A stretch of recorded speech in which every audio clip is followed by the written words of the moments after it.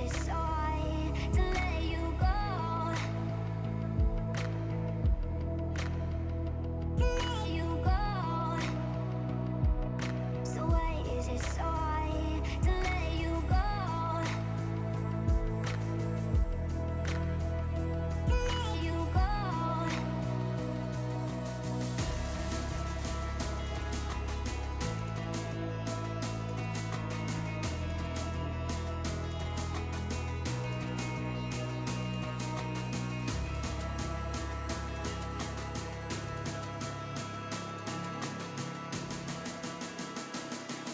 So why is it so hard to let you go?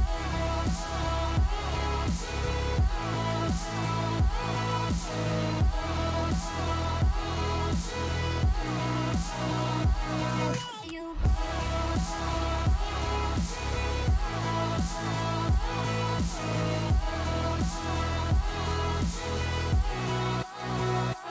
Let you go.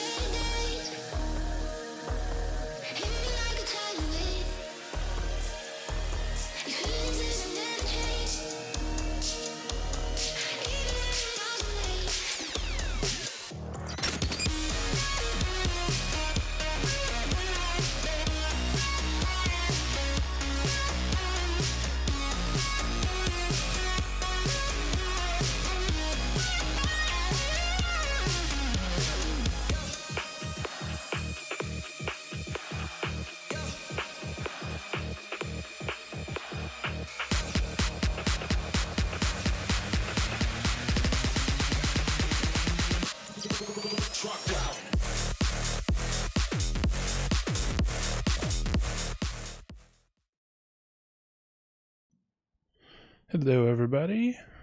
I am back. Another day, another attempt at solving some pwnable challenges. Apologies for that noise. Water bottle popped for some reason. Yeah, yesterday's stream was kind of just a big failure all around. I started off by leaving the stream starting display open while I was starting off talking so nobody could see what I was referring to on the screen. And then when I went to switch it, OBS crashed, and when I brought it back up, I forgot to unmute my microphone. So for the next 2.5 hours or so, there was just no audio going with what I was working on. And so, pretty bad on the streaming front. And then also, I didn't make much meaningful progress on the challenge itself. And I sort of ended the stream feeling like I was going to just look at the walkthrough at the beginning of this stream today. I again had some thoughts after I ended the stream about another route that we could go. So I want to try that before I actually give up on this and then just go through the walkthrough. And yeah, I mean, I was feeling kind of optimistic yesterday when I started the stream because I had some, in between the streams, I had some thoughts about improvements I could make or just like things that would make the challenge easier for me. And then those didn't really turn into me solving it, even though my thoughts on that were correct, and I think they are probably important parts of how to solve this in a reasonable and easy fashion. They weren't enough, certainly. The limiting of how many entries we are reading past the end of the buffer while still filling the full buffer with whatever entries we want, and then using the helper function. And then also I figured out, we could do nan, and that, prevents some stuff from sorting that we don't want to sort, perhaps. So then the question is, how do we get control of the return pointer? That is fundamentally the issue. At one point on the last stream, I was able to control the return pointer, but I was controlling it with an arbitrary value because I was understanding the alignment incorrectly. I thought the arbitrary value I was putting in was not where the return pointer was being read from the stack, but turned out that was. And then all the return pointers, all the values that I wanted to actually return to, all those addresses, did not sort correctly. So this number here, I think, is the value with the original return pointer. And it's going to the main function, which has a certain address. And I was trying to go to addresses that were earlier than it. So putting those in would result in numbers that sort prior to this entry. Whereas really we want to sort them after this entry because then they'll be in the position where they'll be read for the return pointer. And so I was thinking about how to accomplish that because like we want to go to maybe the helpers function, or in theory any of these other functions if they have some bit of like ROP gadget code or something that we can make use of. But they're all at smaller addresses, lower addresses than where we're going to return to into the main function. So how do we get around that? Well, one approach would be to use ROP gadgets that are located after the main function, somewhere in this, any address higher than the end of the main function, or at least higher than the address we would return to in the main function. And I think, as you can see, I was working on this after the stream. I was looking at the gadgets, and then I was going to sort those gadgets. I don't know if there's a way to use sort to sort by hexadecimal number, which is what all of these start with. So I could probably write a quick Python script to sort them properly. But the thing to keep in mind is basically our return pointer, since this was a 32-bit binary, is going to be half of one of the doubles. In the alignment that we get, it ends up being the high D word out of the 64-bit double. And so it sort of defines the number, like the biggest parts of the number and the entirety of the exponent. So the value that goes in there really is the most important factor in where that number sorts amongst all the other ones. But because we're on 32-bit, when we return and we pop that 32-bit value off of the stack, when we return the next time from whatever gadget we go to, it's going to pop the lower 32 bits out of that double, which we could have be anything basically, because assuming that our higher 32 bits is a number larger than whatever the actual return value from the game function is, which is going to be somewhere above 980A. It's going to be, maybe 982B or something. As long as it's a larger number than that in the high D word, we can put basically anything we want in the low D word. And the return from the next drop gadget will return to that address, so we are then free to return to anywhere we need to, including this helper function.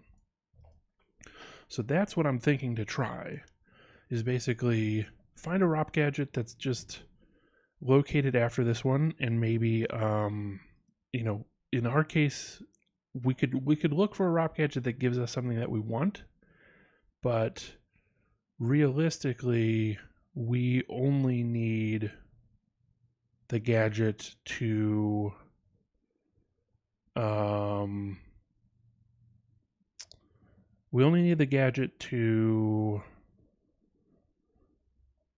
be a return statement. Because I think if we then return into the helpers function, we are going to be okay. We're going to be golden from there. So, we're going to have to return into the helpers function like 3 times to write our full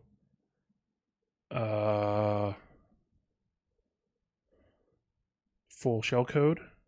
But I think as long as we can find 3, maybe 4 return statements, like ROP gadgets that just are the return, that come after the main function basically, then I think we're good. So that's the approach that I'm going to take in this stream. That, I wish it had occurred to me a lot earlier in this process. I think one of the benefits of streaming is I get to stay focused on working on the challenge through the whole time that I'm doing the stream. So I get a solid 2 to 4 hours, depending on how much I'm feeling like keeping up with it on any given day. And that time period is just purely focused on doing the stream. But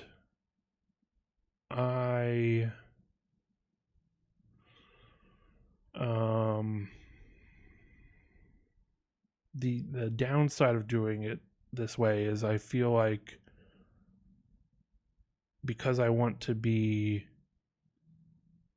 presenting something actively to whatever audience I might have, be it live or watching the VOD, I want to constantly be talking, not too much time spent just sitting and thinking or pacing around or writing stuff down on a notebook that y'all can't see. And so sometimes, I think that does detract a little bit from my process of solving some of these when they're outside of my comfort zone or experience thus far, because I just sometimes it works to take a little bit of a break and let your brain process stuff at a different speed, so to speak, whether you're thinking about it actively or thinking about something else and letting your brain kind of puzzle on stuff, let's say in the background in your subconscious or whatever. That switching up of modalities or whatever when you are working on stuff does definitely help.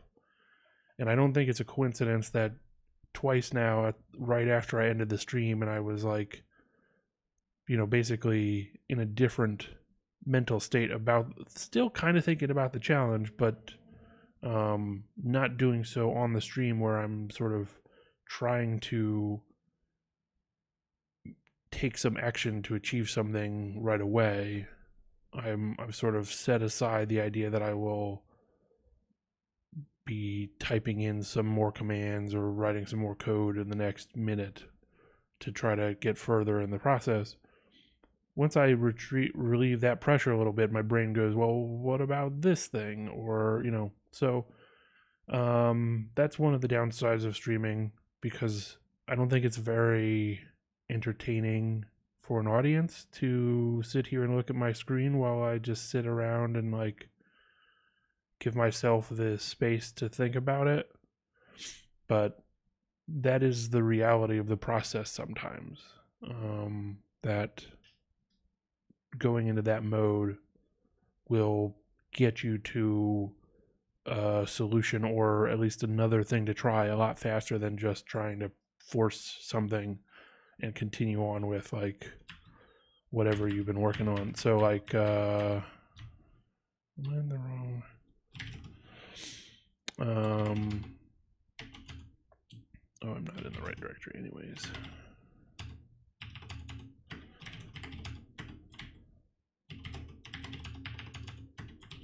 So, me just sort of messing around with building all of this stuff, and oh, this didn't work, let me try another thing, let me try, like, ultimately not worth the amount of time that I put into it, and would have been a lot better to step back and really think about the fundamentals of the problem that I was encountering, which is, how do I control that return pointer?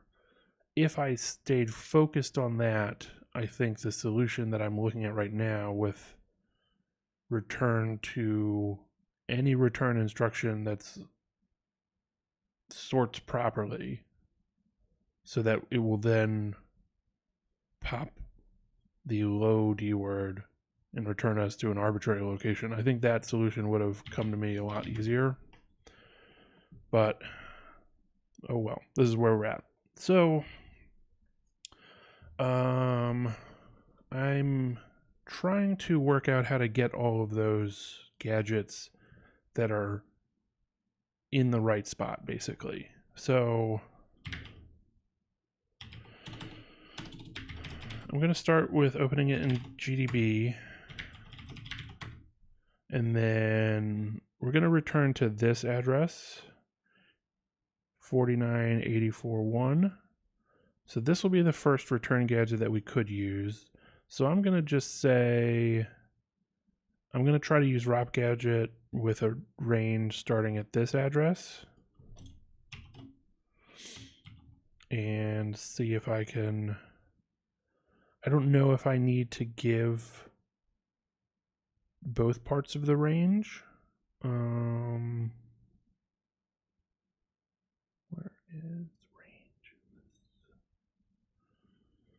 There it is. Okay. I guess I do need to give both parts of the range.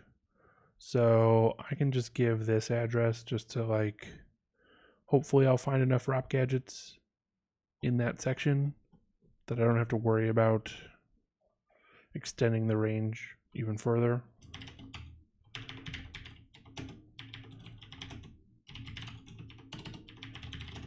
So this, that's the like first instruction after where we return to. I guess I could give 4.1. 4.2, because if we're going to return to 4.1, then we need a value that's a little larger than that. So we'll put 4.2 in there. And where was... Throw this in as the high end of the range. Okay. Let's see if it found anything. So yeah, we found several gadgets, and again, we only need the return addresses. These aren't sorted, which is again a little bit annoying, because if we're going to do multiple ROP gadgets in order to return, like call the helpers function maybe 3 times, and then a fourth to end up calling our shellcode, we do need those to be in order, or at least the last one needs to be in order. I think otherwise they're not going to sort as we want them to. Okay, so let's just start with 1. We can do this.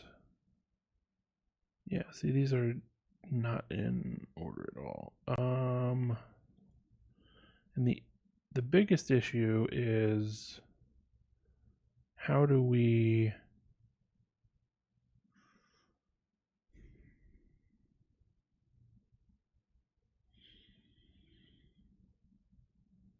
gotta find, there's a way to say ROP gadget should be giving us like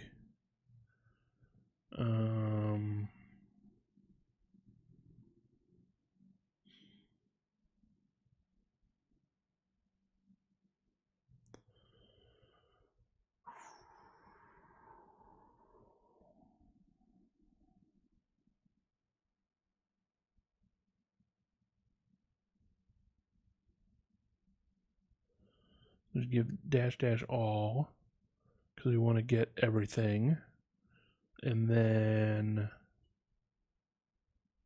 we want to filter it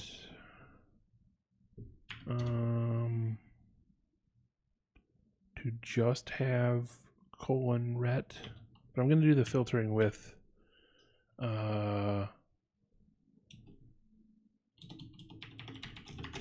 grep, because I think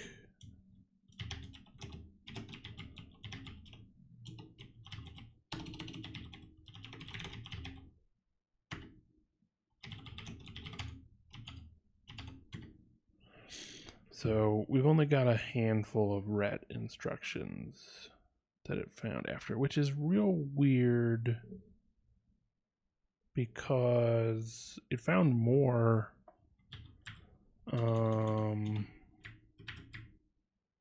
Let's not do the grep. We'll keep all in here. Oh.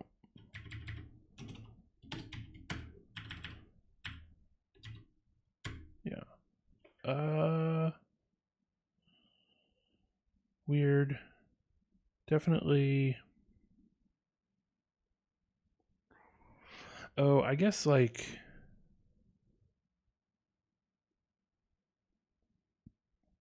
maybe if this were sorted better, it would be more obvious, but we might be having like, in theory, right? This is 1, 2, 3, 4, 5, 6 gadgets in this one.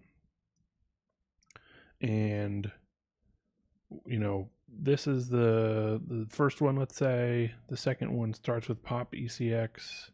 And so maybe it's this guy down here, and then this is the third one, and this is the fourth one, and then fifth one, and sixth one is here. Okay, so yeah, we only have 5 return instructions in that range that we gave, but I believe that's enough.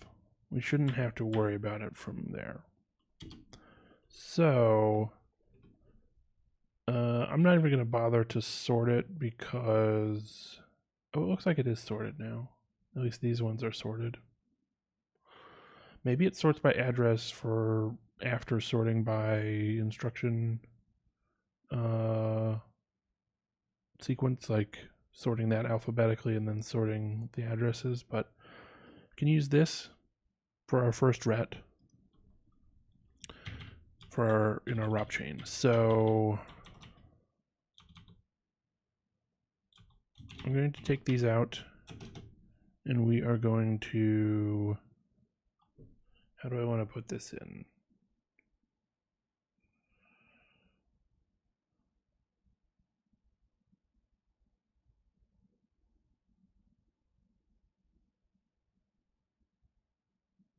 I'm not going to worry too much about doing stuff properly at this point in terms of the code quality issues. All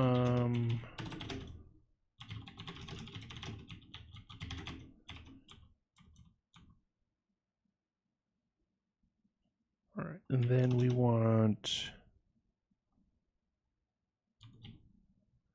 need a value that is larger than this.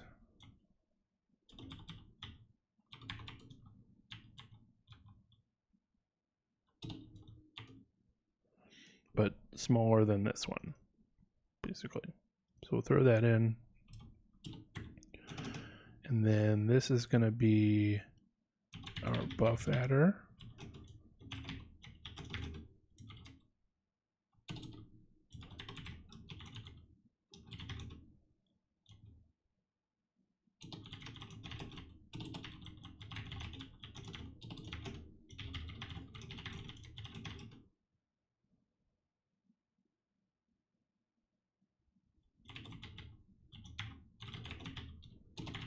Just don't want to say overwrite and then write again when I mean different things by it.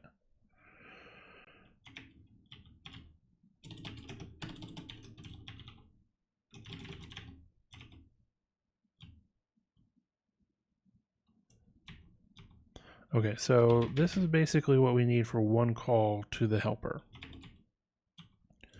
1, 2. It's going to get more annoying, I think, if we have to call the helper multiple times. So, to figure that out, but maybe we can put some of our shellcode earlier in some of the gadgets. So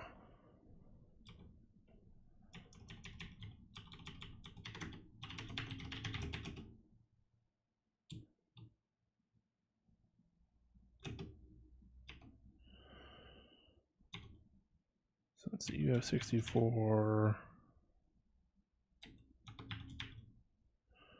P64 of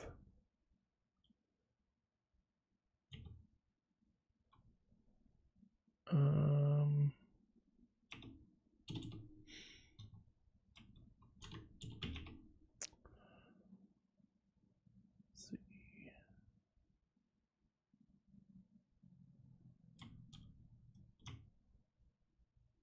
Can we? I'm gonna do it I need to improve my Python skills, but I was gonna do a like list comprehension, because that's really, we basically want to pull these two, put put this one as the high byte, this one is, and this one is the low byte, low D word, and turn it into a double, and then put that into a new array. But for right now, I'm just gonna do ROP floats. It's empty for I in range, then ROP chain, count up by 2s. So then ROP floats dot append, make a 64-bit float from packing 64-bit number. Do we need to pack the number? Yeah. With ROP chain I shifted by 32, parens on that just in case, plus ROP chain I plus 1. Okay, and then we'll do floats. And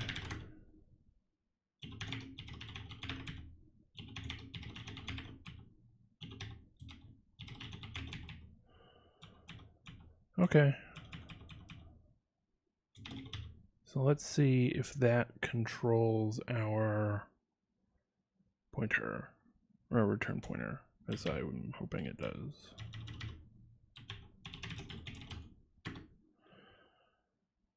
Probably will fail, but we'll see.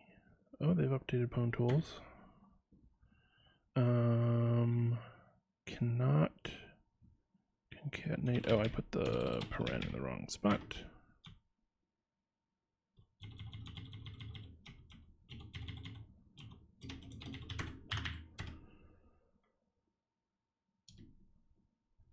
Okay, so we've got 2 entries for a ROP chain.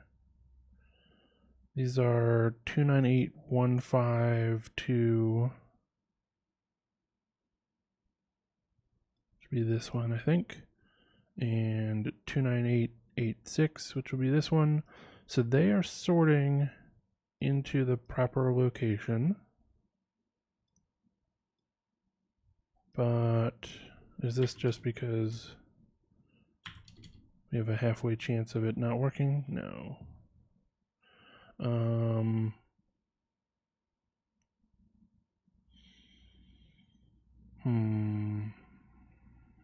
Okay, so I have messed something up perhaps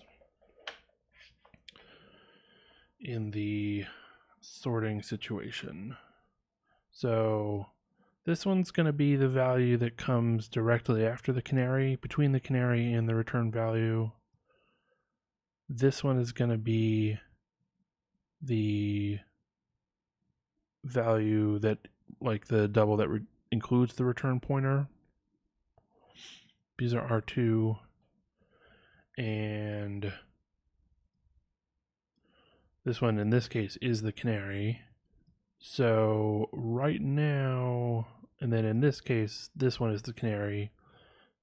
So if it's sorting, if the canary is a value that we can make use of, because sometimes we'll get it as a positive value, I guess, and that doesn't work for us usually. But if we get it as one of the values that should be correct, then we are still sorting it into the wrong spot. We need another thing to sort before it. Is that accurate?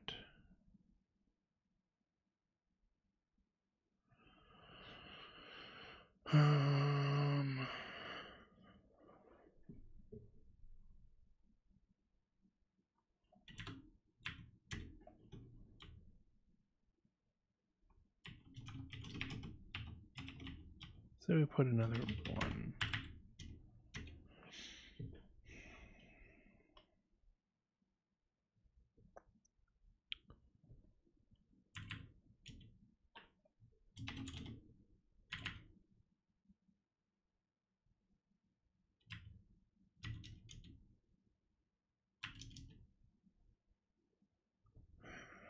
Yeah, okay. Again, this becomes like we need a value between these two. We need our stack canary to randomly happen to have a value that is larger than this one and smaller than this one in order for it to be sorted correctly, which is probably fairly unlikely.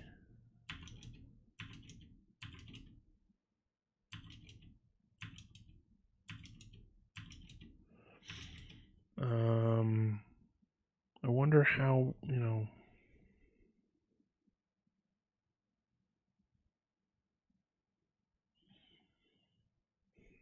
how much this is ultimately going to hinge on. It's, it'll work some small percentage of the time. Or if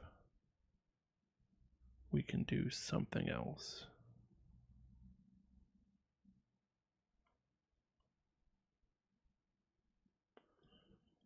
So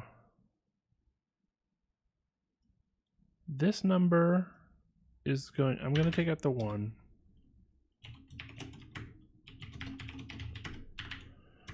Run it again. Okay. So this number is very likely to be smaller than our stack canary. What we need is there any point to having another number that is larger than that that's not a NAND, basically?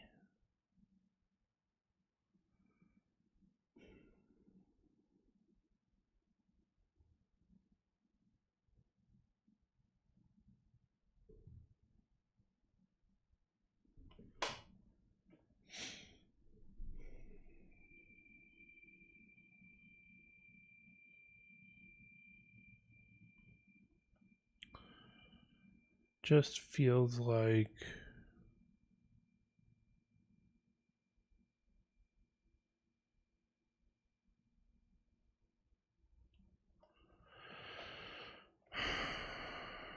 yeah, I'm not seeing where we can avoid doing it this way.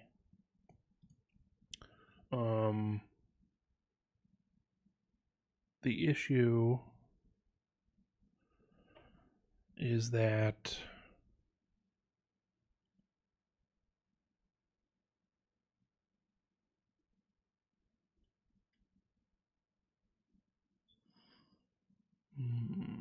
okay, so the issue is that we need 2 values to be sorted prior to the canary, because we need 2 of our values to be sorted after it and 1 in the canary to stay in their spot, basically. So you can't get away with this approach where we just have 1 that gets sorted before it, because when that happens,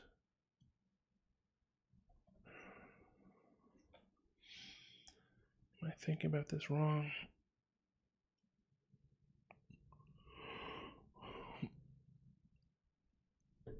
The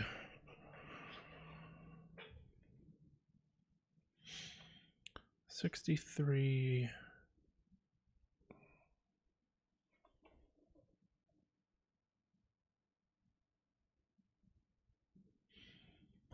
So if we need 2 of our values to get sorted to a place after the canary,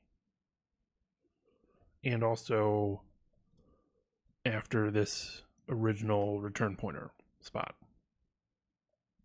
which means they need to be swapped with two values that come after the canary normally. And those two values have to somehow be sorted prior to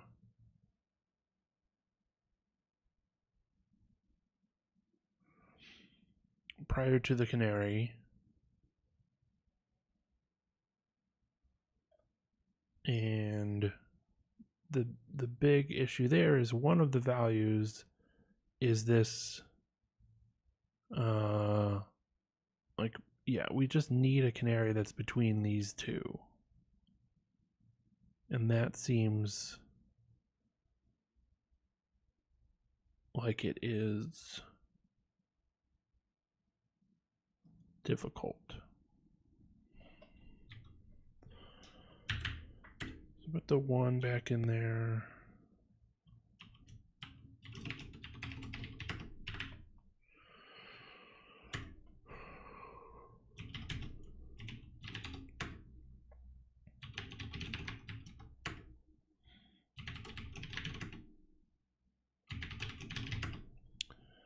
Before we do the sorting,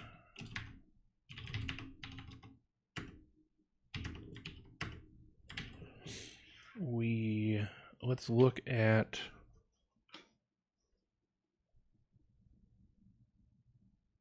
where things will actually return to.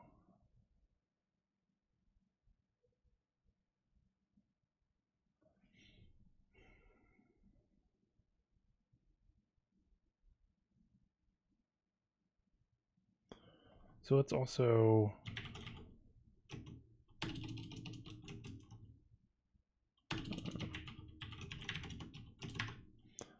because we're no, we are actually controlling the return from game. That was okay. So we can put it at 619 as well. So in this first run through,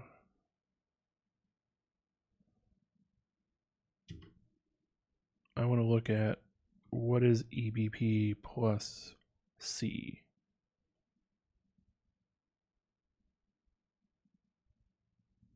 This is what, D4?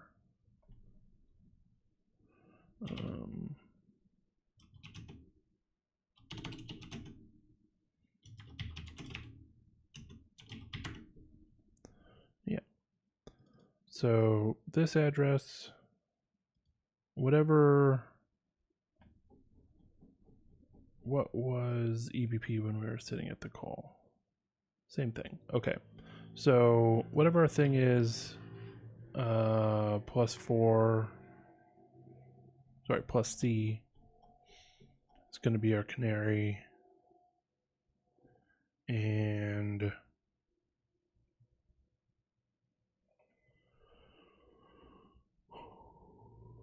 or minus C. That's my bad. So at BC, we'll have the canary. And at EBP, that. All right. I'm going to continue whatever we get that.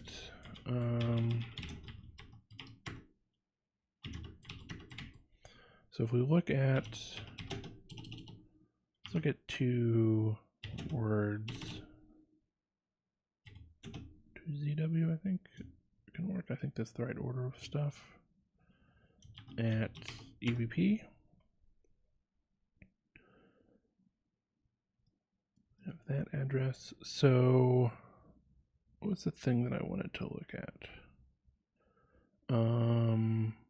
Yeah, what is the hex value at that location, I guess? As a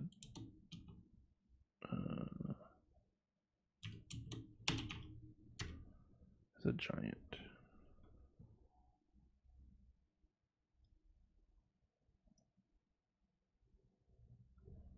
I think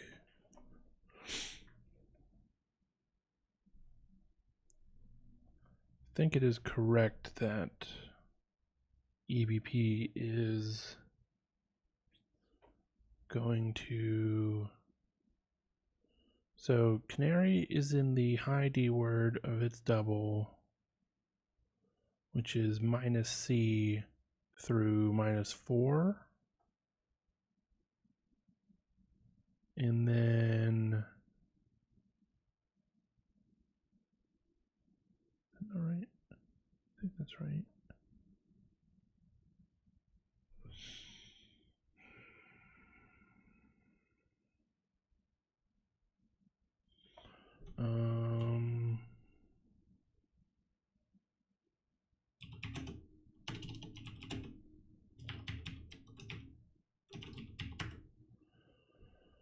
So I have that. If we look at it, it's in the low D word? No.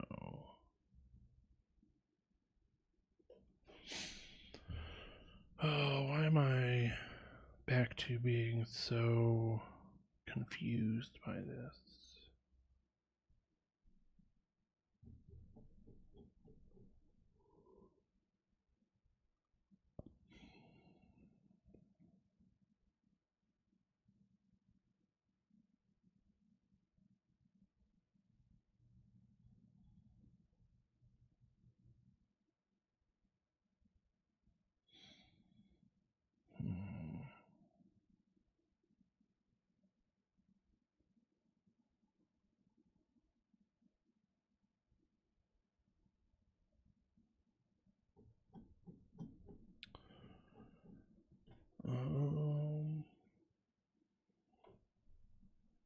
Because why is this not in the high D word?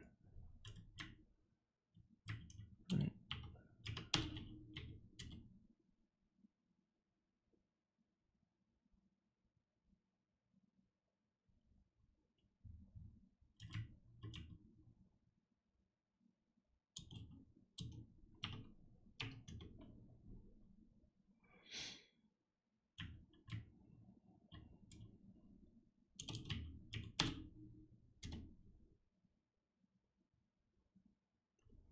Okay, so if the alignment comes out that the canary's in the high word of EBP -10,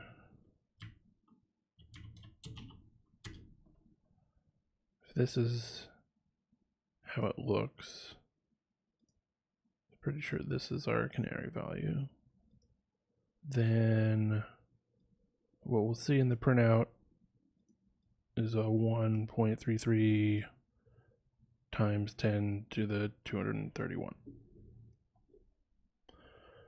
If it turns out it's in the low D word, despite all the evidence to the contrary, it'll look like this.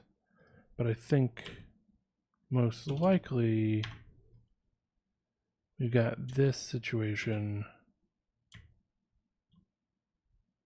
and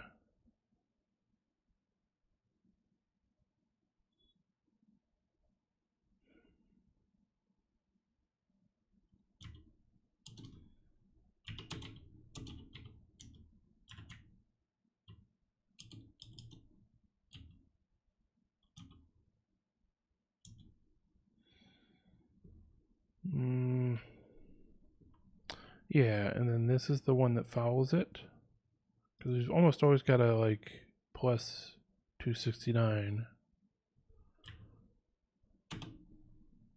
So there's 4 bytes between the end of the end of the double array and the canary,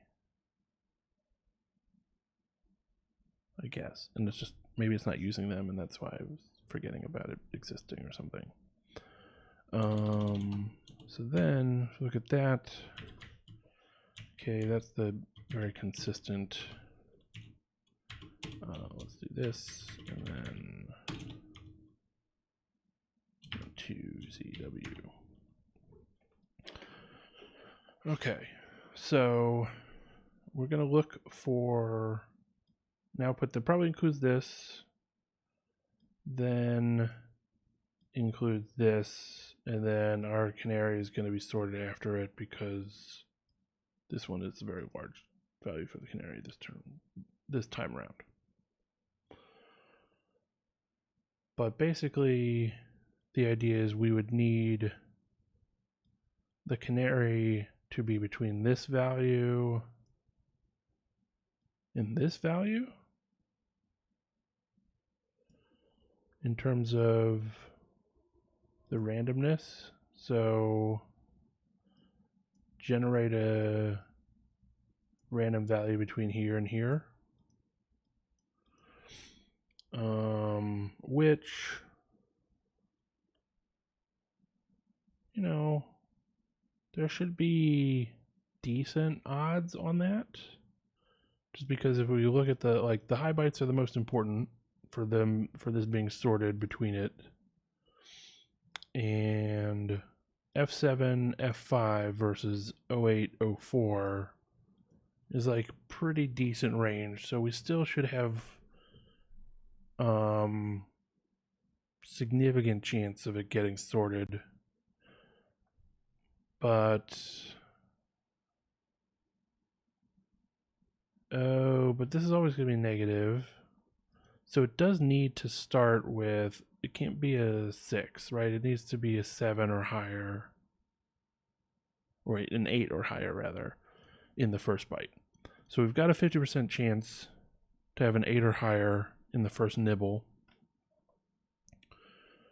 And from there, it needs to be less than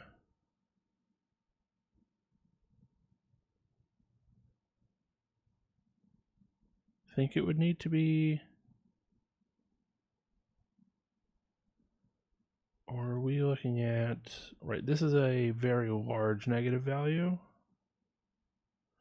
So if we had a 260 here instead, that's going to be a smaller negative value, so it should sort after. So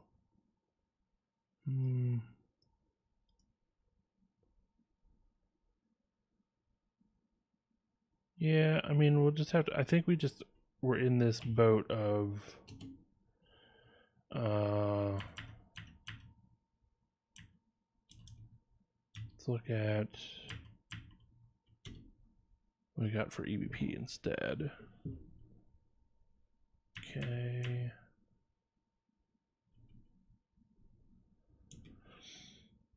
And we picked the address that we wanted for the return pointer.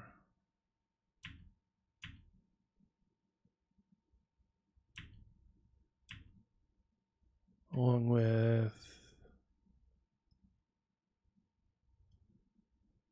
forget what we put in there. Okay.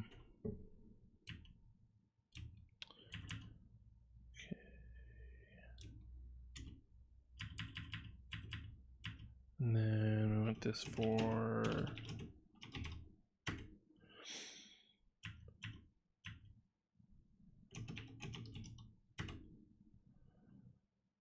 okay. Well, I'm gonna just let it run. I'm gonna get the abort. So yeah, this is our canary. It got sorted too low. Oh, this is the one that I need to worry about. Not the, this is, yeah, of course, this is always going to be sorted. So we need one between these two. I need to run it again. And this is going to be at like EBP plus 8.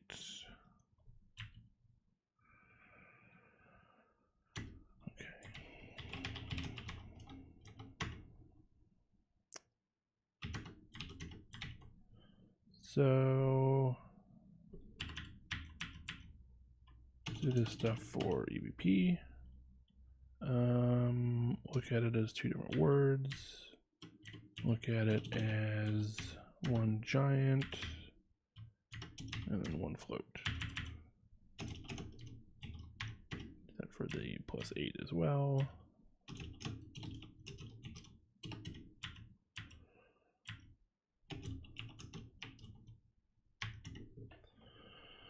Okay, so we need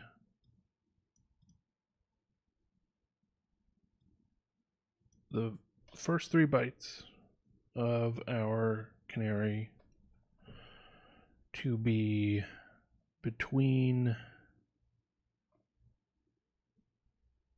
all zeros and 080498.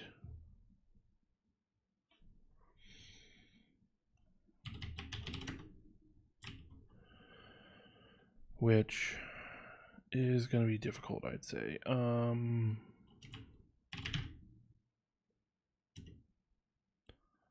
we can do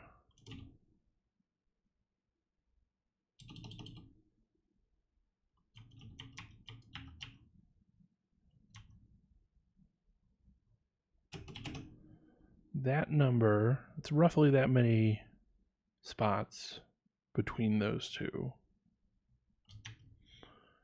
divided by 2 to the 24, because it's only 24 bits for the canary that are random, which gives us a 3% chance that we won't smash the stack, or that we won't sort the canary incorrectly and have a stack smashing result. So 3% chance, 1 in every 33 or so, I think. Is that? No.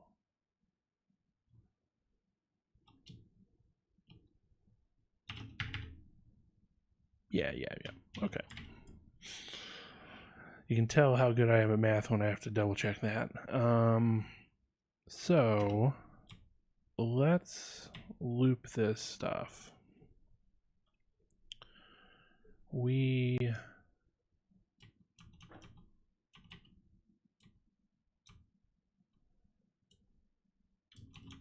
don't need to print that stuff out. Don't need to pause.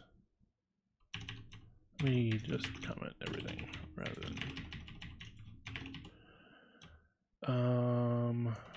we're gonna build our ROP chain using some of these values. So we'll build the route chain inside of our loop.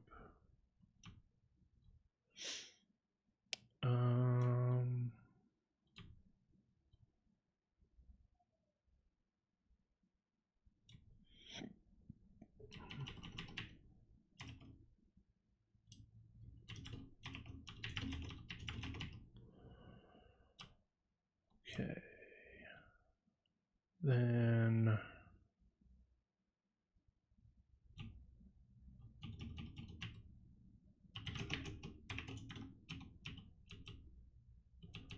get the whole result if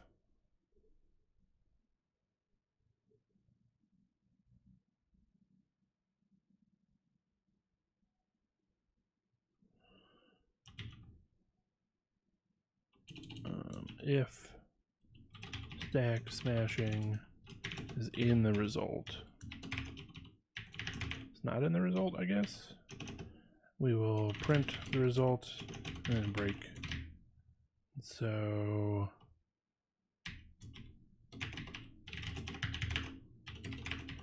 we'll do that until I kill it if it really takes forever. And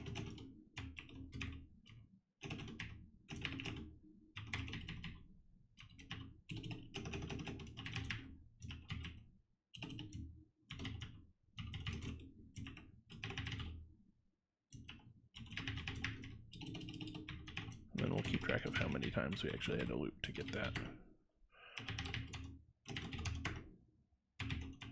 And context.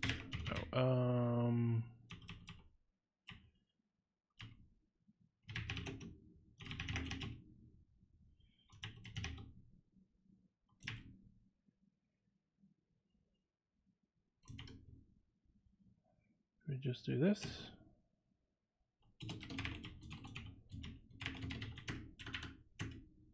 No. I was reading this the other at some point, and then I've forgotten how to achieve it.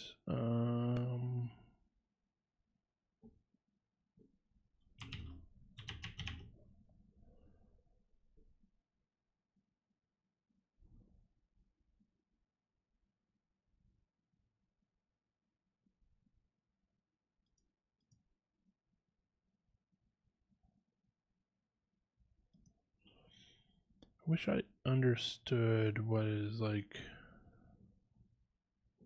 intended for using quiet.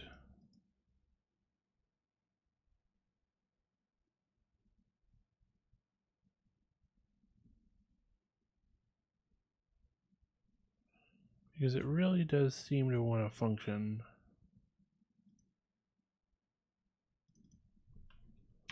Is it master? No. Why is it not? Oh, well.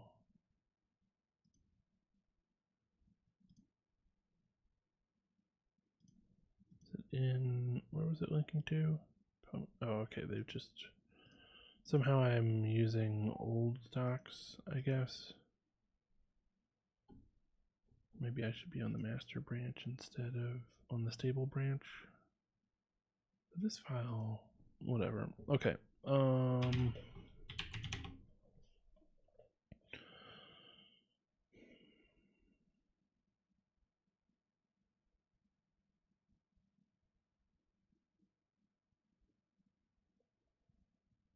So why doesn't it?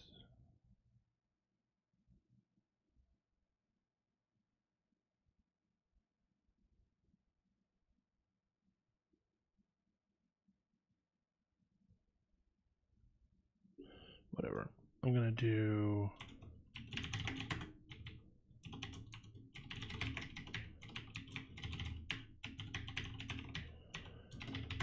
only log out errors. All right. So that took how many tries? 56 tries. And we got a canary that got sorted to the right spot.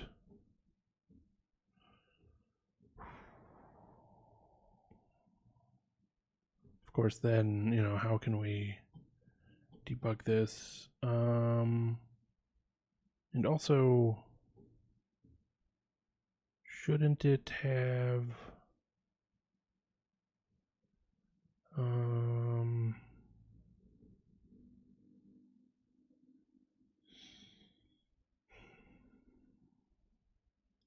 shouldn't have returned to the function that takes input?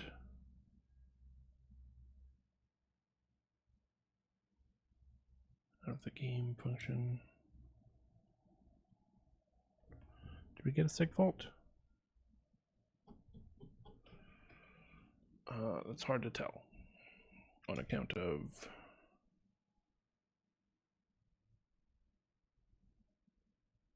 this one's taking a lot longer. Another 56 tries. Is that very consistent?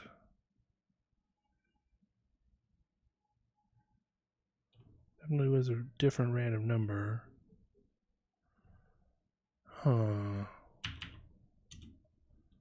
Oh, let's call this maybe that. So we need to. No. It's weird how it always takes 56 tries.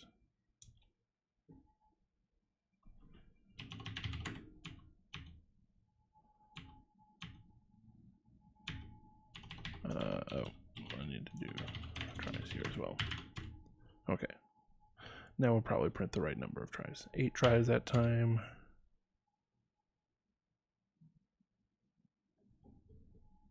$37 that time. Okay. So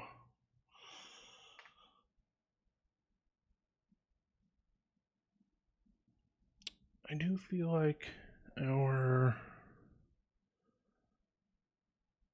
872934.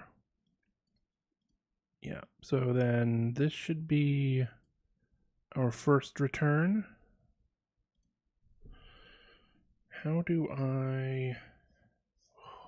There's not really a way to use the approach that I've been doing with the pause and set the breakpoint stuff to now get into GDB and see what's going on. So what I'm going to try to do is see if I can even see from this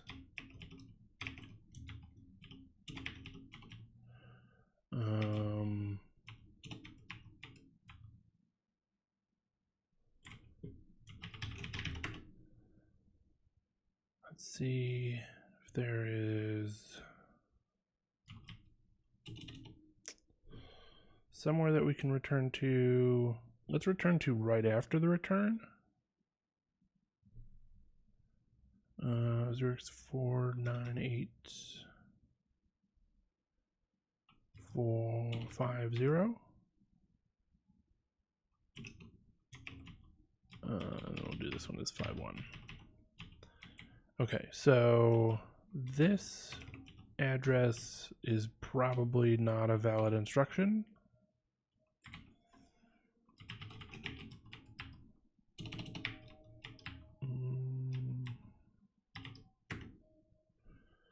It is. Oh, it's this function. Okay. A5. Okay, so let's go to A5.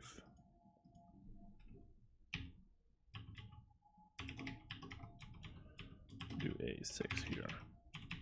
So we should get maybe like a instruction pointer issue, or like invalid instruction fault when we try to go to that address.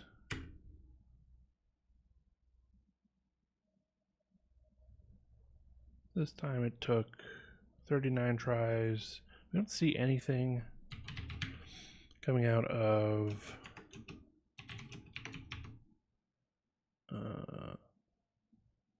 the Pwn tools, because even though I set it to, I guess I set it to errors and seg faulting or getting a bad, some other kind of signal to end the child process that we're running isn't really an error in Pwn tools.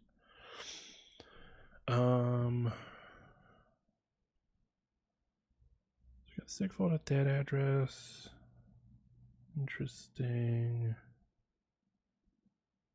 Can we try and... Oops, that one went really quickly. That was... took 2 tries that time.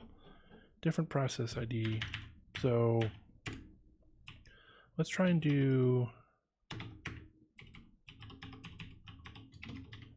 just like find an instruction that's definitely going to be invalid and see if we are hitting that properly.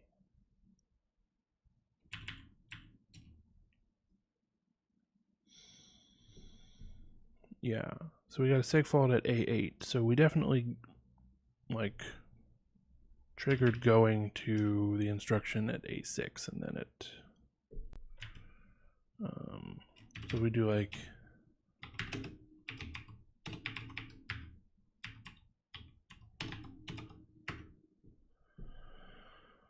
yeah, because that's a null byte, so it does whatever this is, doesn't really matter. I guess it matters in the sense that we then try to dereference the address 26 hex in order to store it. So okay, then we are getting control over the pointer.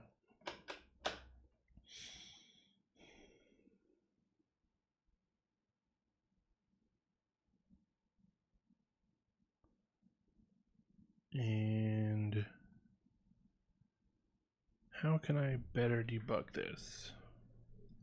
So at this point, well, we can look at dmessage and try to see what's going on when we jump to what should be the correct address.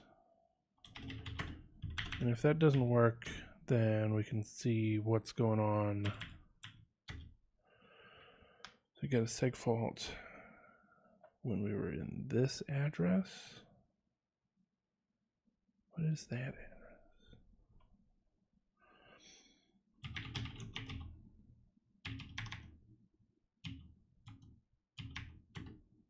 Yeah, I mean that's what did we put in the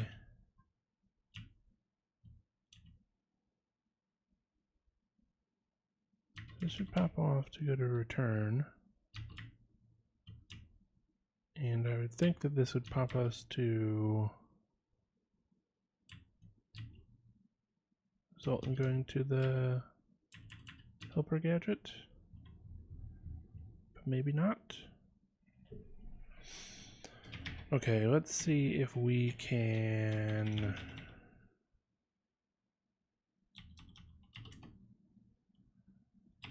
I guess we can still print out stuff, whatever. Oh no, we don't have the target once we exit, so let's do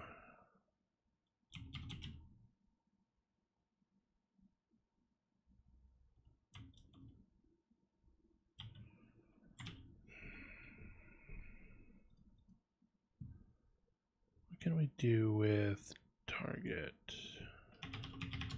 Or not target, it's process. So that just gives us a tube, but we could dump. At that point, I don't want to really dump it. I want to pause it or something.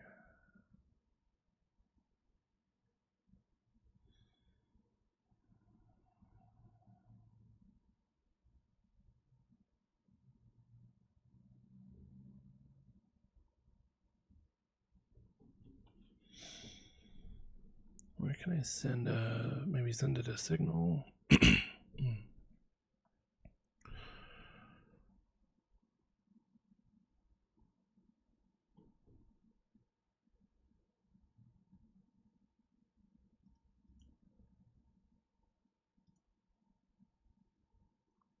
No. Send signal. Do we have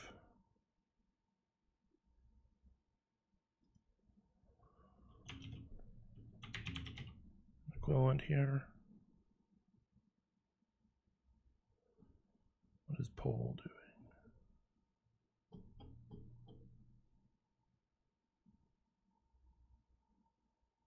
No, I don't want to poll something.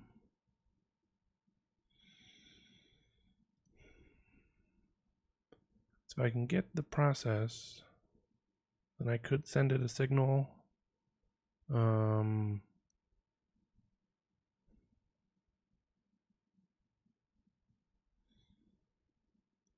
And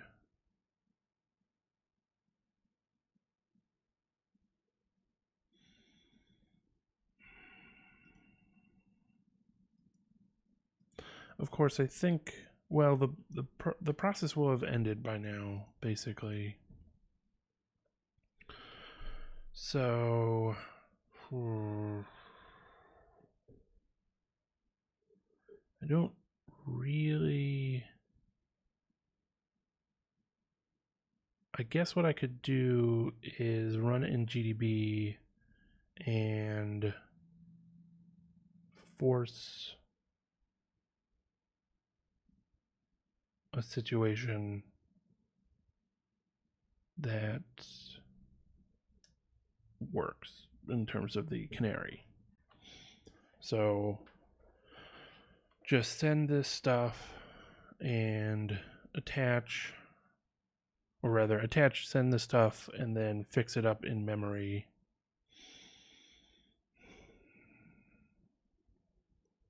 It's pretty ugly, but I can't think of any other way to get into now I can step through the return that we need it to step through. So that's what I'll do.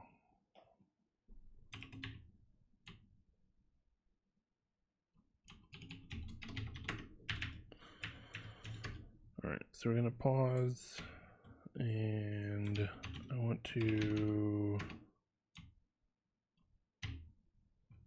let's say like info maybe. Okay. Attached to 2500, and then we'll break on 632, I guess, and I'll just fix everything up from there.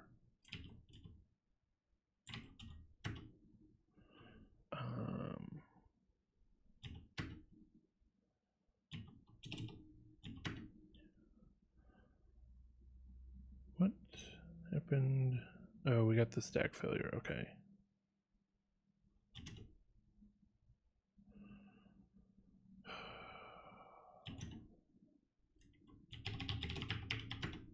Right, because I guess I'll fix stuff up at the stack failure, or when we do the stack check.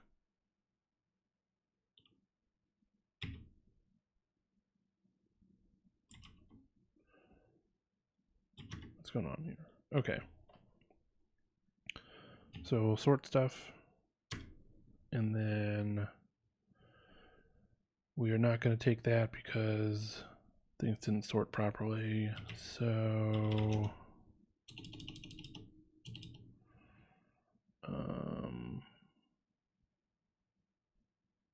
I need to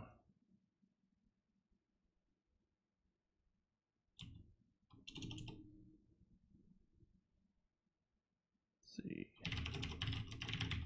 Forgetting the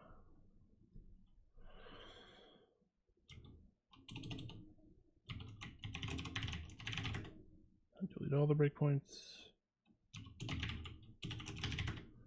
I'll set one on 612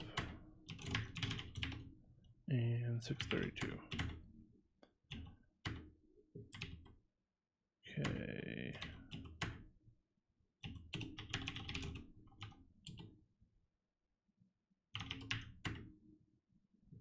No?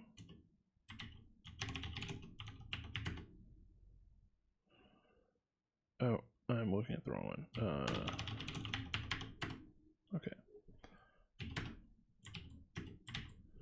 So we can set. No, I don't have the option here either, do I?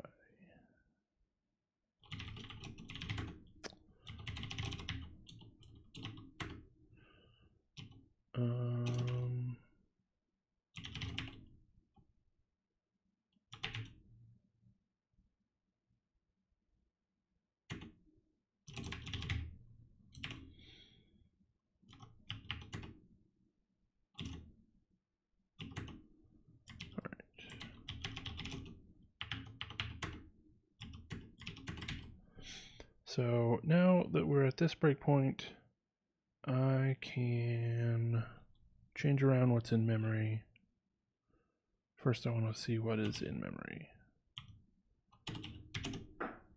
We'll just look at everything as giants. So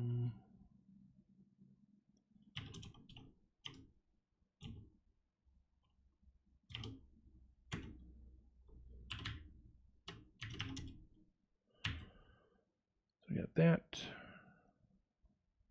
Seems wrong. That also seems wrong. Why is... Maybe it's because...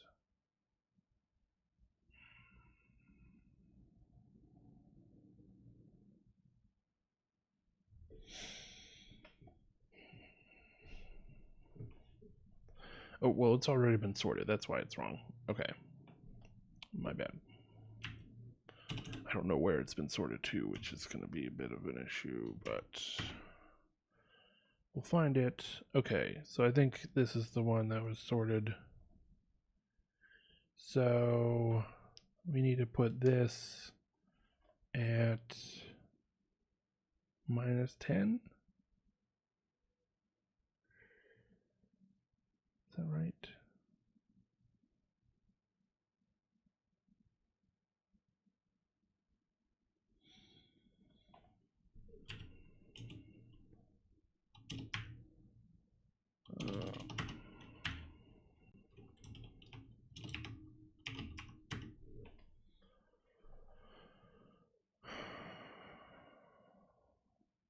Okay. It's going to be our return address. And from there, we'll go to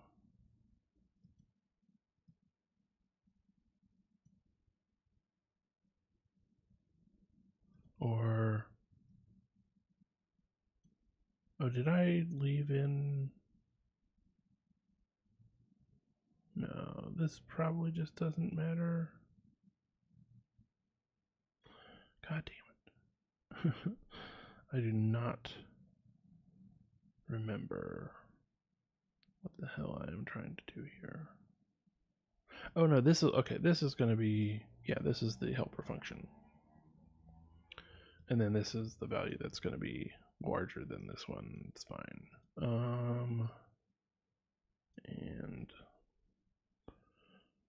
this is going to be the address of our buffer on the stack. Okay. So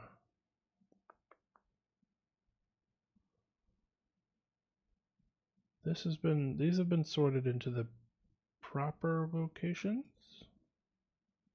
So we want to swap this one and maybe this one. Let's give that a shot. How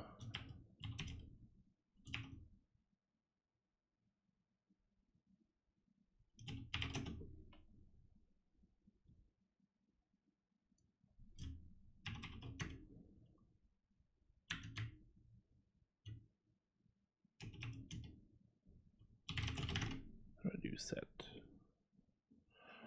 That's not what I want to do.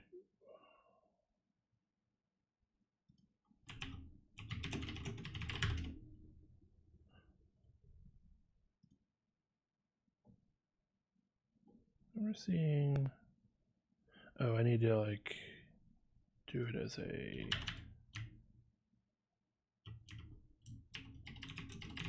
Something like that. Operand assignment is not an L value.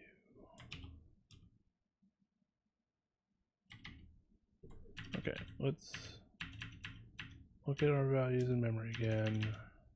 Maybe I need to just put the address in there.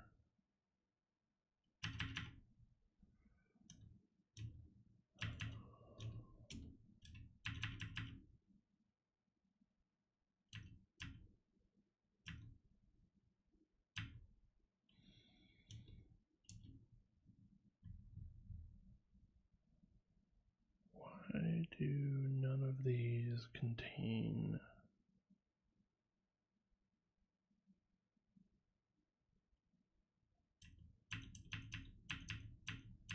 Is it the -18 that was?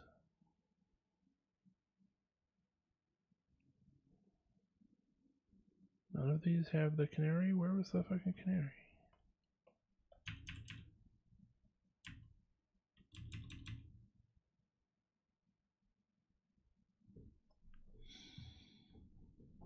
Jesus Christ. At -18. Why is it different now? Did I just write something else to it? Did EBP change somehow in the... I haven't run any instructions. So weird. Yeah, EBP is different now. Did I set a particular value into EBP? God damn it. Oh, I guess I added 10 to EBP.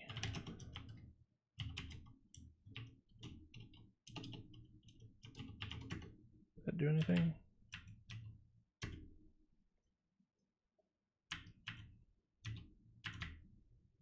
Can I do like long?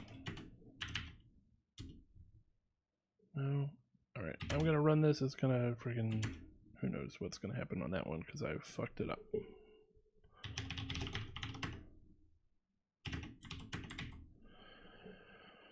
Okay, let's look at EBP minus 18. No. Minus 10. Not there. Minus. Just do 8. Not there either. EBP. No. Plus 8.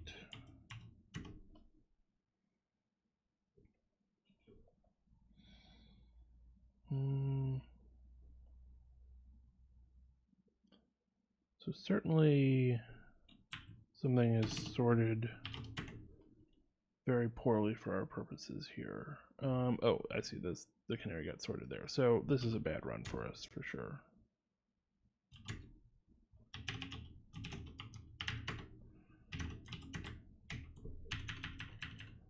Okay, let's look at minus 18. That's probably where the canary is. Minus 10, 8, 0. Okay. So, and I guess I could have just done it as like a sequence of one command with print out several. Yeah, so our canary got sorted to minus 18, and we need it to be in the spot for minus 10. What is at?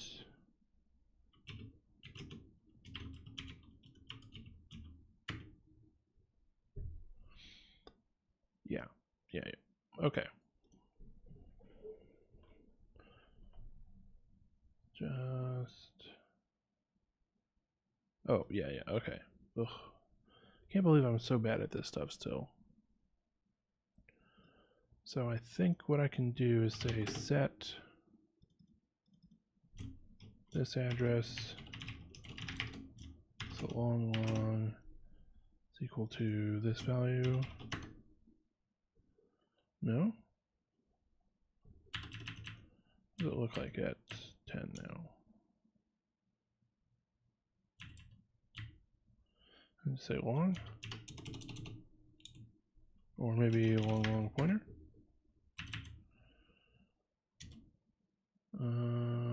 No.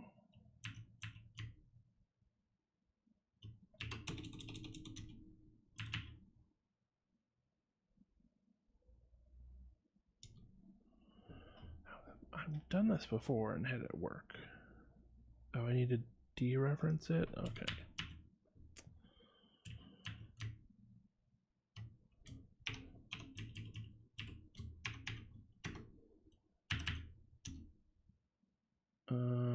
But yeah, it did need to be long.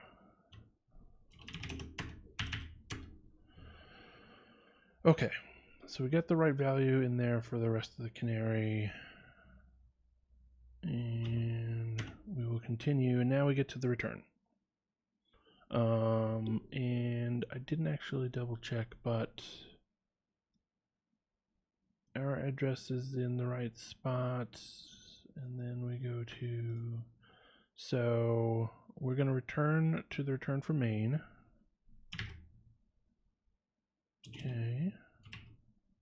Let's do that one. And then that's going to get this value. Why? Okay. So let's see, when we're on the return of game, we're at 41C. And then when we pop, we're at 20.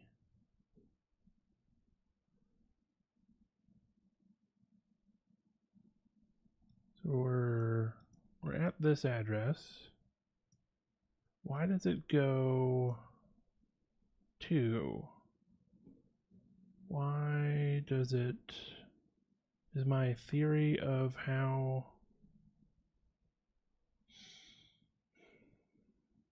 Do we need to return to something that pops and then we'll be back on the offset?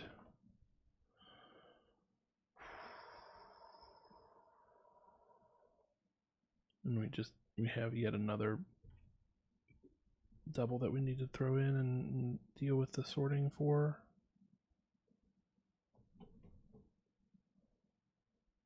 Because it's going to try to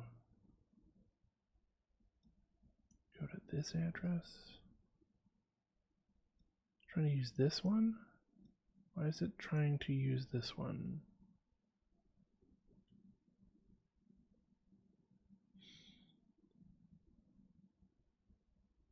So we returned to 4F.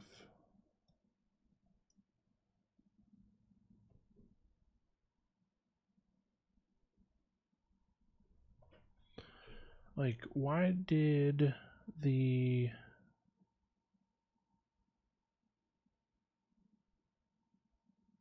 Yeah, the return pointer only jumped 4. I have put it in the wrong location.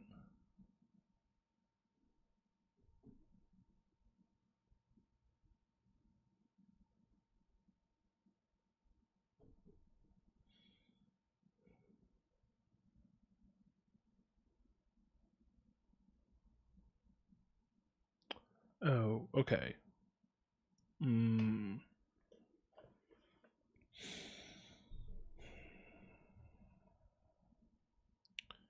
So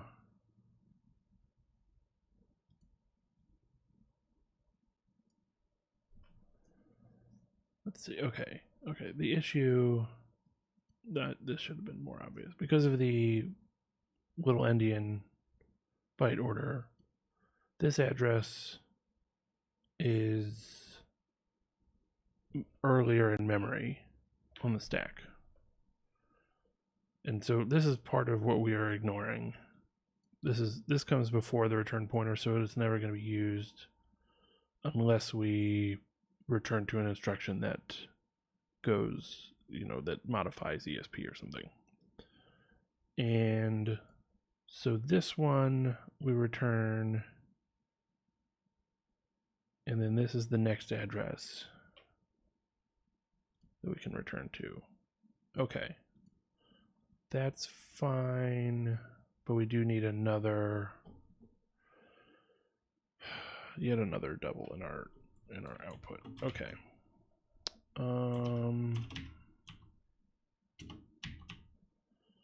So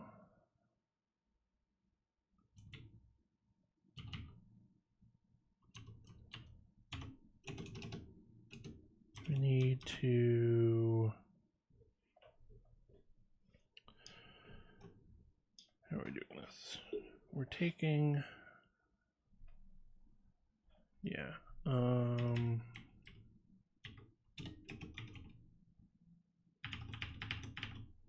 really care.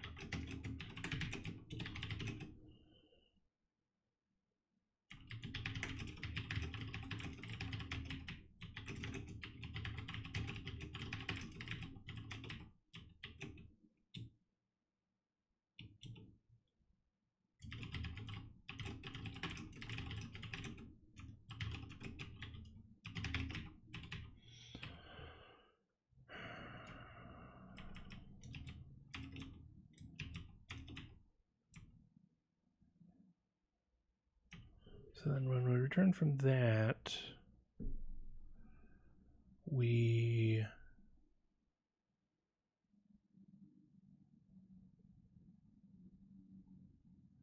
need something like this still.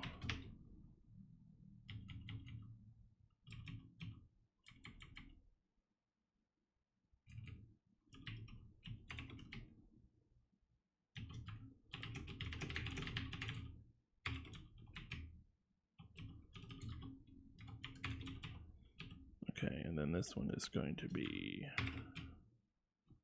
like, doesn't really matter. Okay.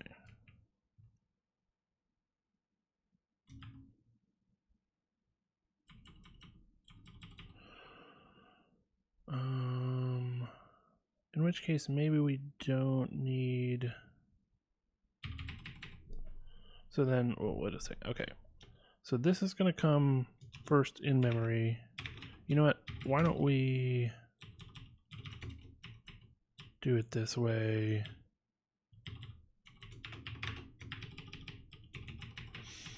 Okay.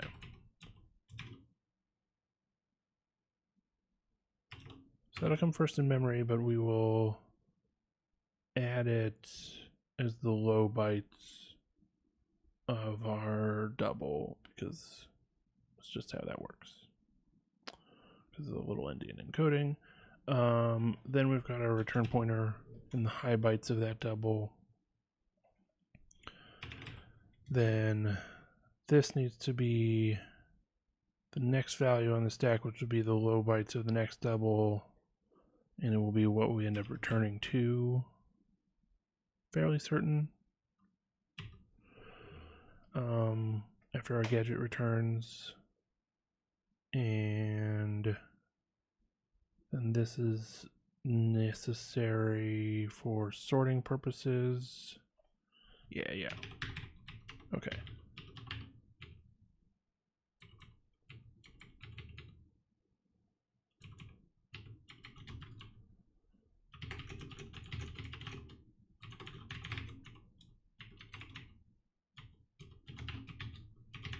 Okay. I feel better about that.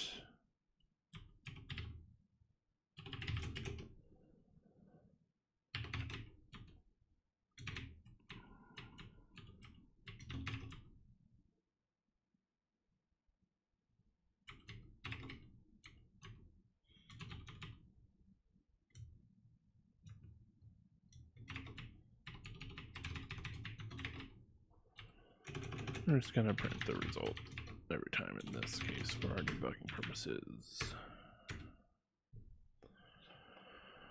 Okay, so these are our 1, 2, 3, 4.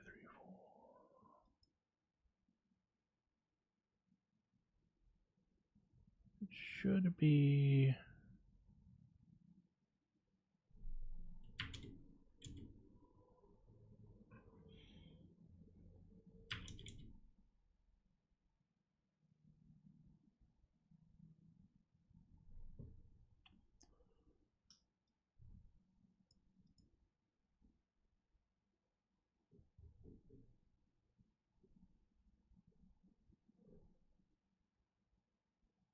So let's do like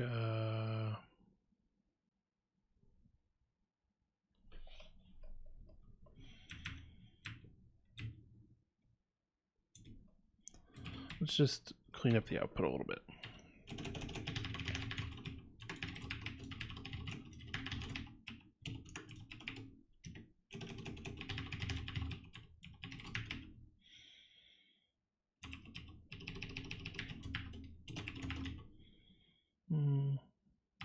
You can do 55.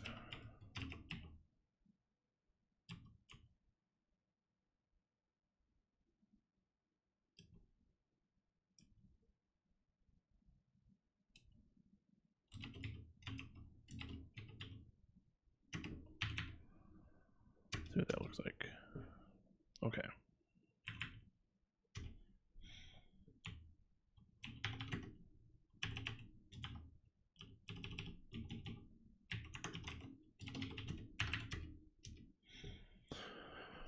Okay, so the end of our stuff.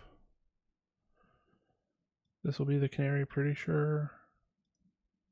And we've got only 3 entries that are our entries. Is that accurate? Yeah. We've got 3 2 will be these negative numbers. So this is still fine, I'm pretty sure. I think we can just loop this because we still need it to just sort between those two. Okay. We'll do while true.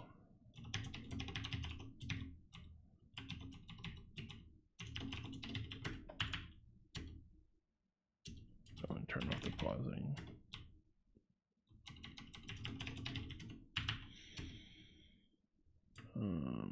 Okay, so we got one that worked and that seg faulted.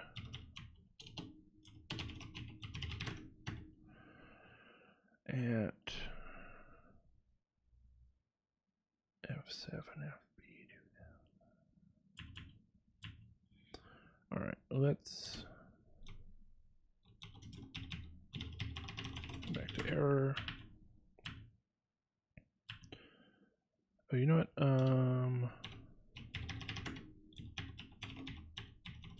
Let's do like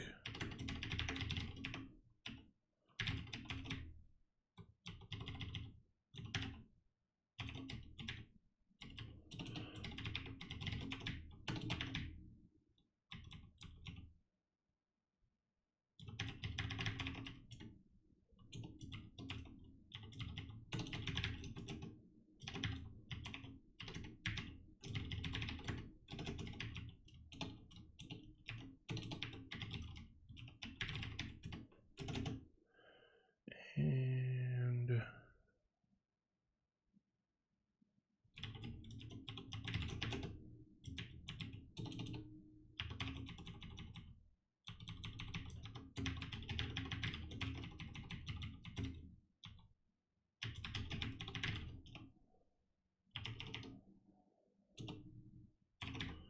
we'll just try 100 times maximum.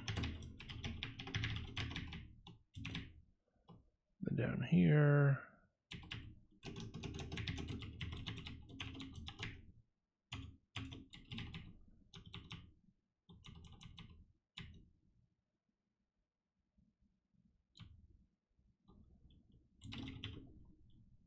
all right, so this way we can set debug to true and it should like do all the stuff we want it to do. A single.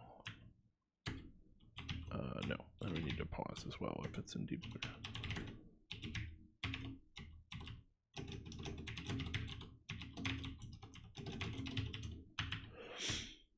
Okay, so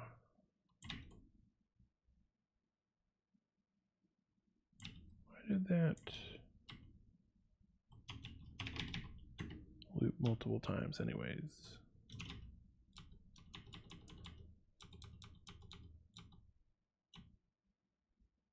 Oh.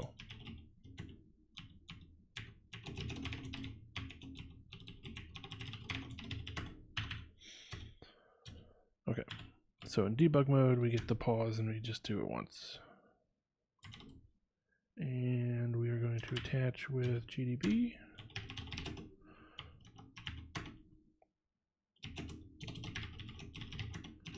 Put a breakpoint at game plus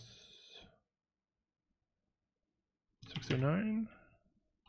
So we can fix stuff up before we do the stack check. And then also at 632.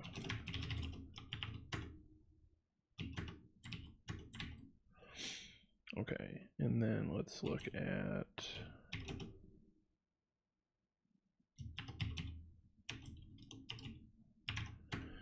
-18 does not contain the canary,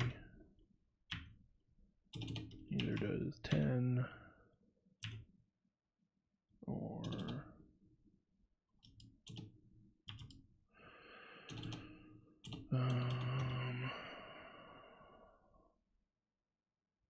does that look like?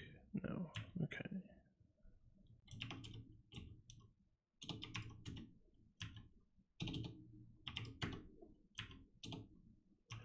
Looks like +10 contains the canary, maybe.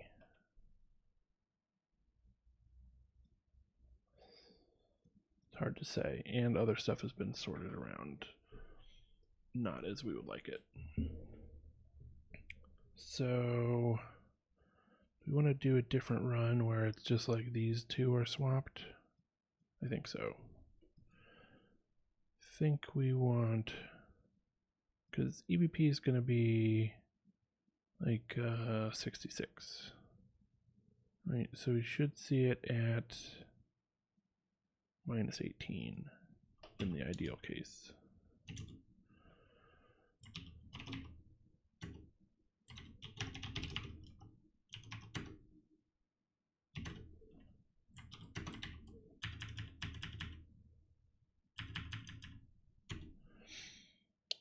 Don't see it there.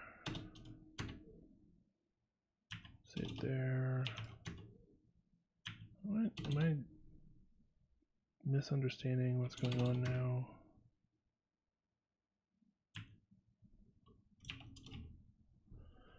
Right, what was our scenario? It got sorted last. That one. I think this one also got sorted last, yeah. Okay.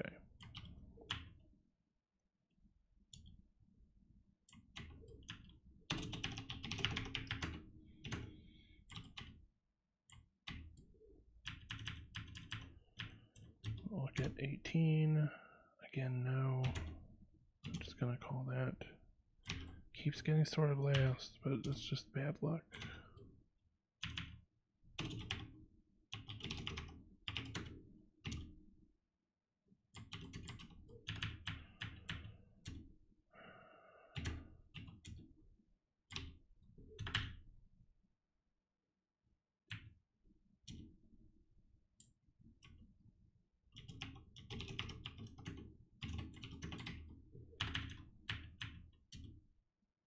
Okay.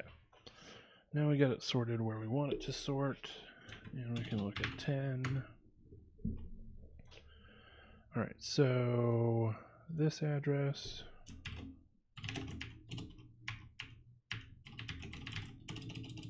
along the pointer is equal to this value.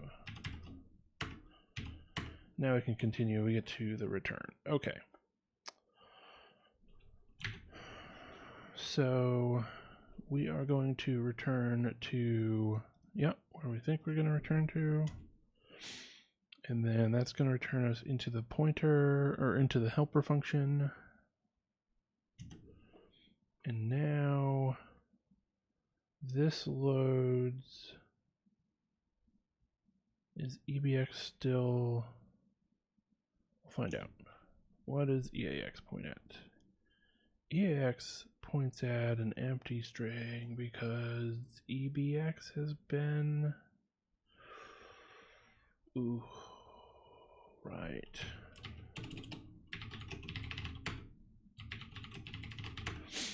Okay, that's going to be potentially tough. Can we go to right here? We're going to push two things. So, and we want to skip that push. Goddamn. So, we need to. Need to get the correct value into EBX.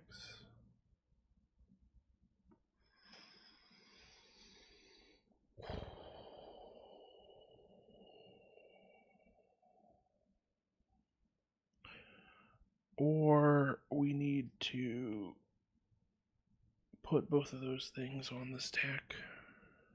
But I don't think we have the, like... Oh, well, okay. That should be fine. Maybe? So, we could skip both of the pushes, potentially, and go straight to the call to scanf if the string that we want to put in as the scanf format string is an address which will allow this thing to sort properly. It's not likely that it is such an address, unfortunately, but we can certainly check. We're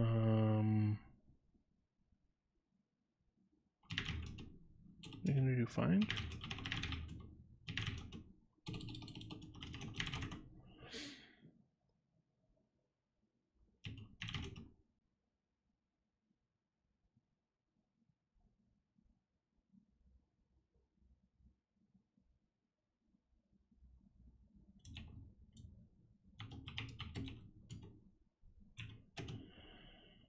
So we want to find stuff starting at 0x0849.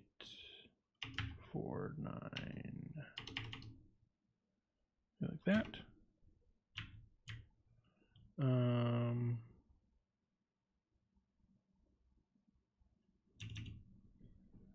Do string.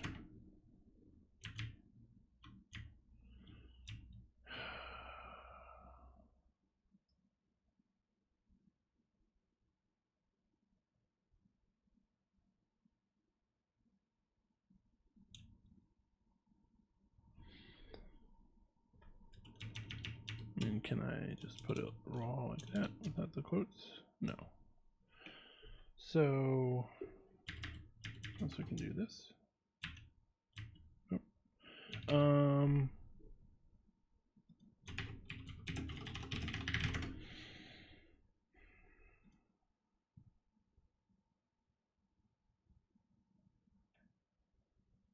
Oh, do I put a /s to indicate?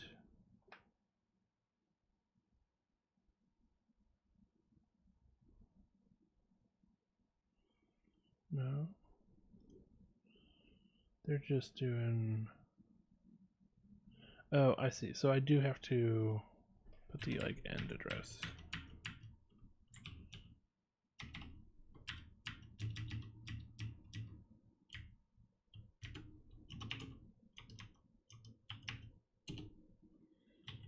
Oh, no, let's do VMM. Let's see what our actual addresses are. 48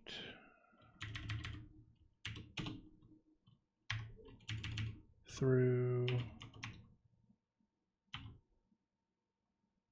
4D.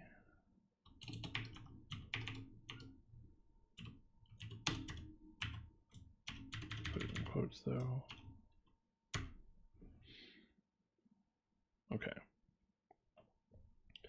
So this happens to be our address 0804A0A5. Okay. You can make that work, but that means we only get one shot, I think, at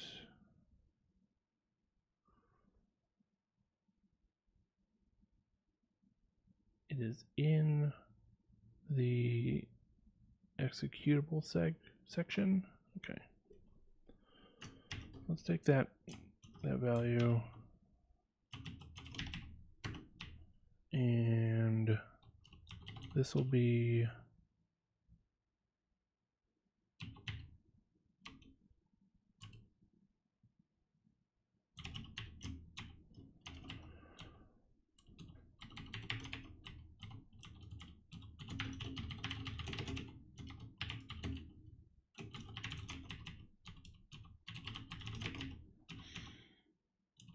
okay, then the helper gadget is going to have to be where? AA 97AA instead.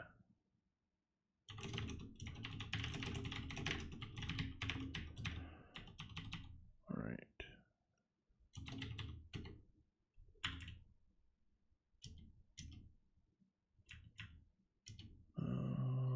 Let's set debug to false.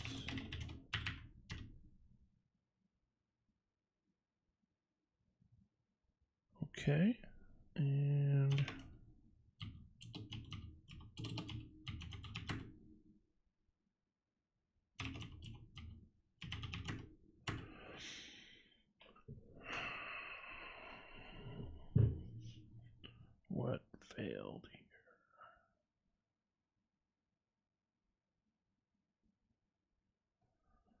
know what's failed this time. So we'll have to do GDB again. Oops.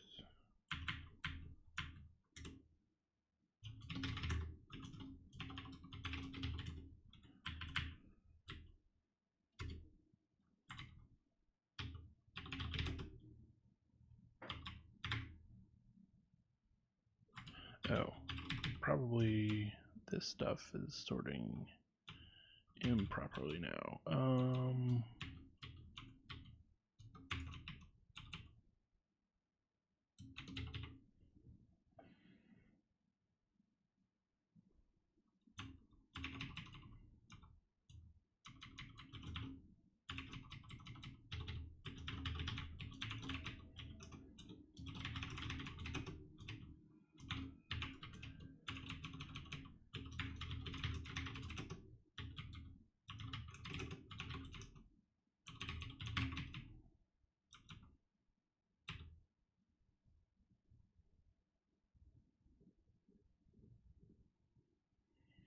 What's going to happen after we do the scanf?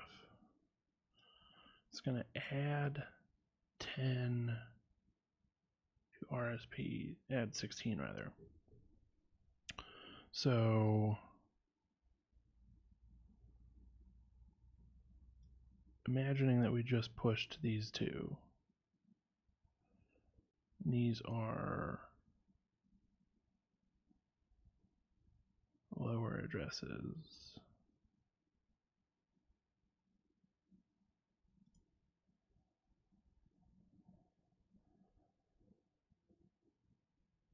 I think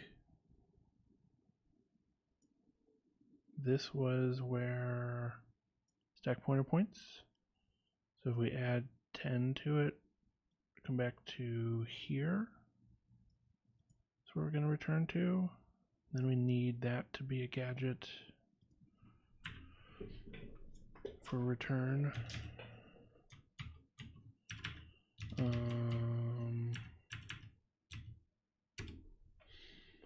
And we don't have any, although I think my search was too small.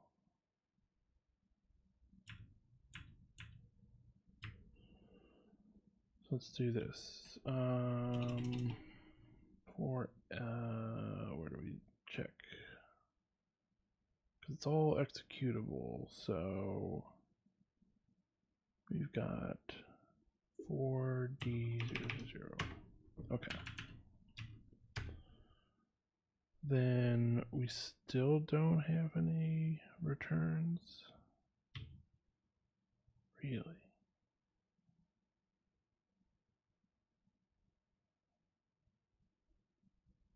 I guess some will, well, I'm not that surprised because these are data segments, I guess.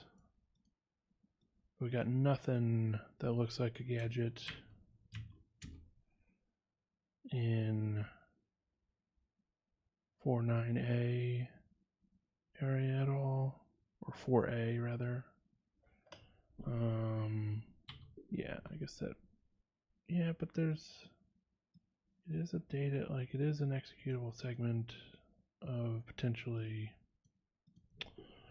instructions. I guess there's nada in there. Well, we could do GDB. Yeah, let's look at it in GDB when we run the thing.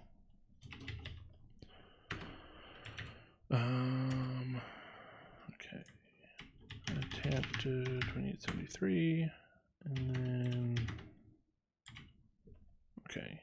Oh, because we whatever. So what I'm looking for is a return instruction, which is C3. I'm pretty sure.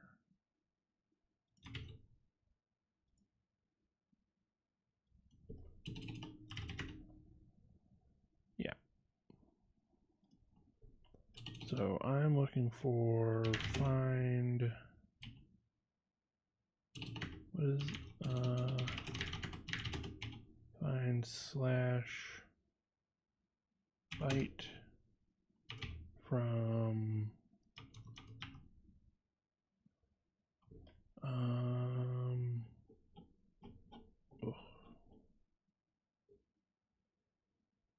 this address.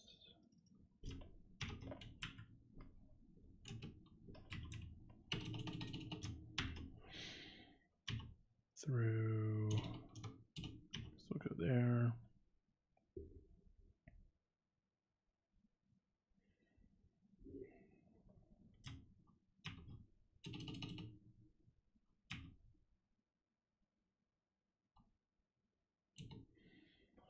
So let's look at everything.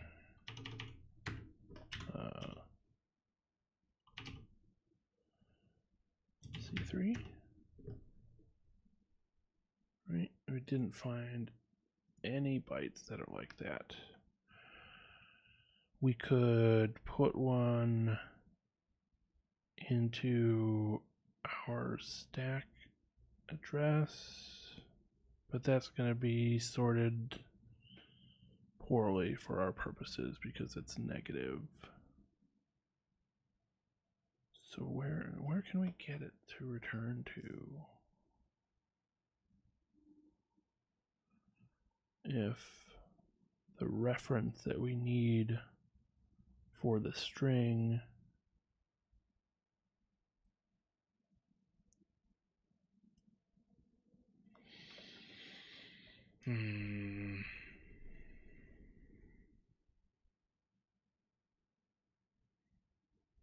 is back to being very tricky.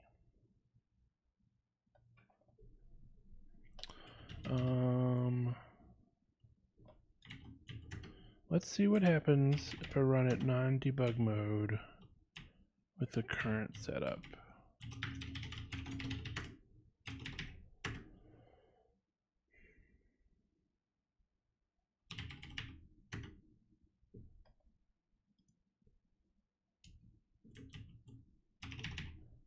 Okay, so I think potentially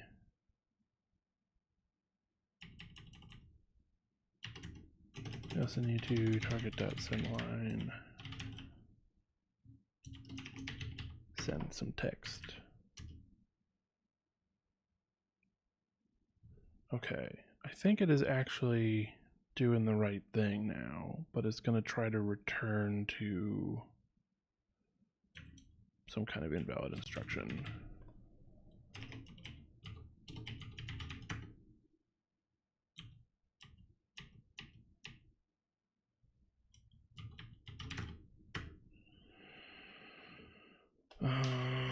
General protection. What is that about? I don't know what that is about.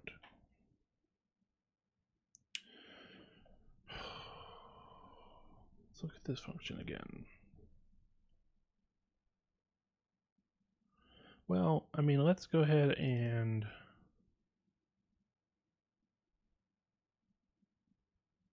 throw a breakpoint on there. Okay. Did we quit out of GDB in the meantime? I think so.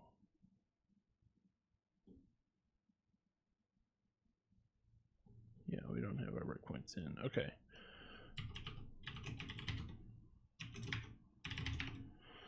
What do we need? 609, and then this address. Okay. Let's run it. Debug mode again.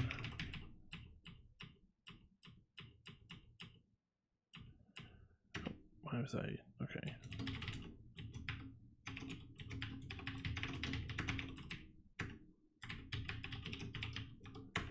Attach to it. Now we need to fix up memory. EP minus 18. It's not right. Okay. So do the, try the next one. Oh.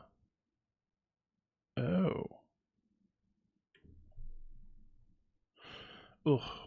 Oh, I got, by chance, the very first try was a successful run through. I was not anticipating that, so when I didn't see it but I didn't see the canary in the wrong location that I was hoping it would go to. Because it was actually in the right location, then I missed out on my ability to debug that one. That's fine. So if we're going to add 10 to the stack pointer, stack pointer is going to be at 34.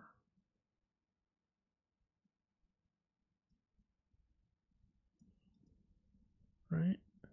Okay, so we've got our string pointer to the buffer.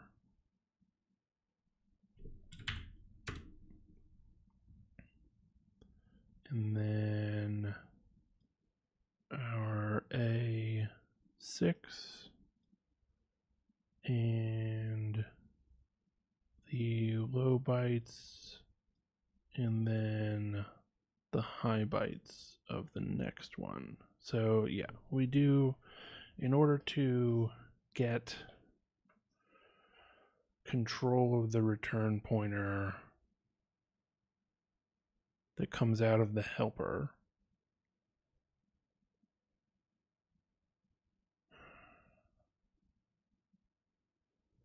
we would need at least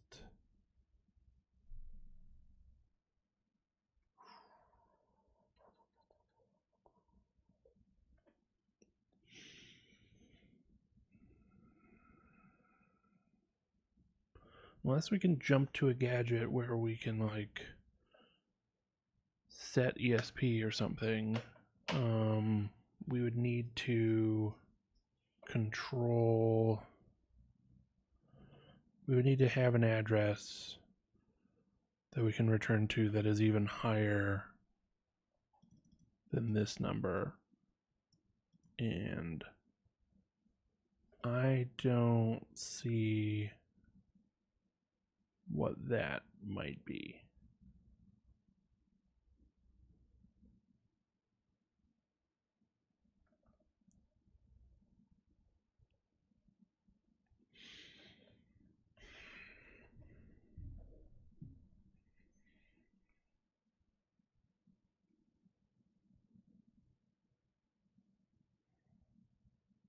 I mean, unless we can find a %10s that is elsewhere in the binary, but it still has to be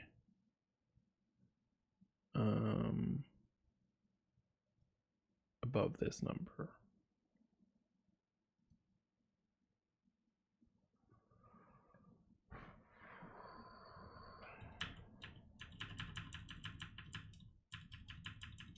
Did I find 10% 10s? And I was looking at 48,000 through, yeah, so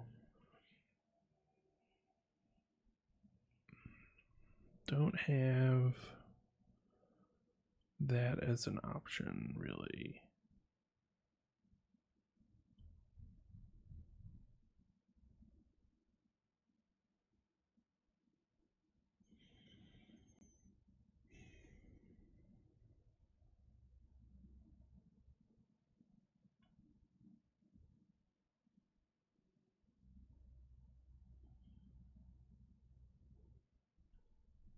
And I won't know where this other stuff is going to be mapped in. In fact, it's all mapped in FF something. So, you know, maybe if we had something on the heap, I don't know if that is going to be the same address as 83AF. Oops. Didn't find it that time. That's weird. Oh, because we're not attached anymore. Okay.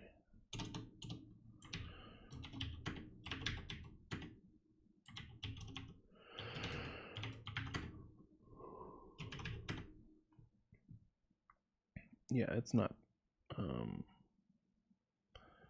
The heap is randomized as well. So just got the one spot with that string.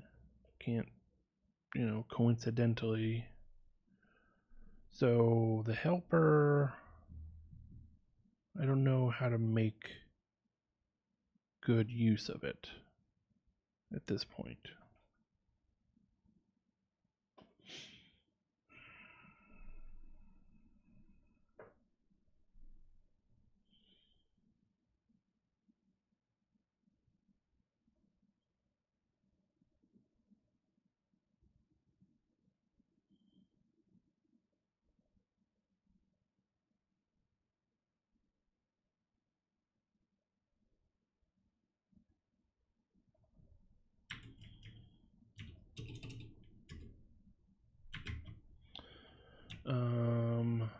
Let's look for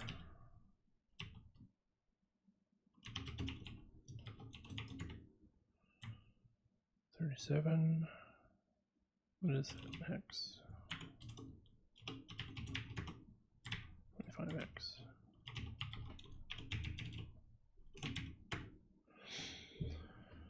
Okay.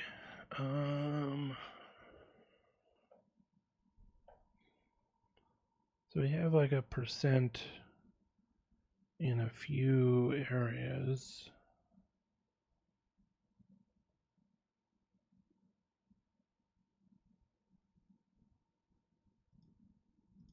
Do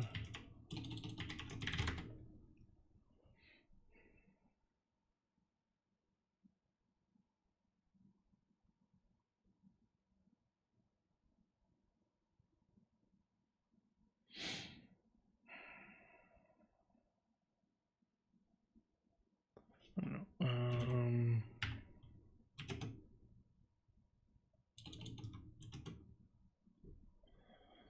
Let's just start looking around. So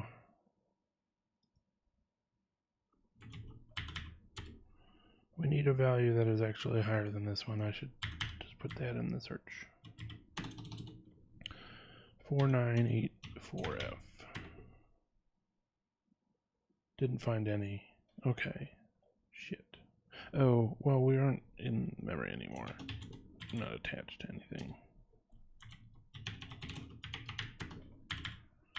Maybe that was the issue. No, still couldn't find anything. Because all of these were... Found one here.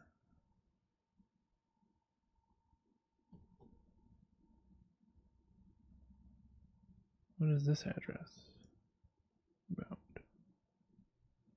Is that the... a lot earlier.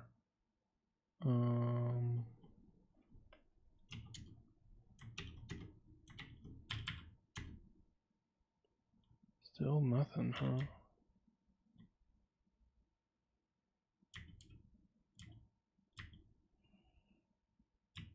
Right, 4984F. Okay. So then, what did it find? Why did it work?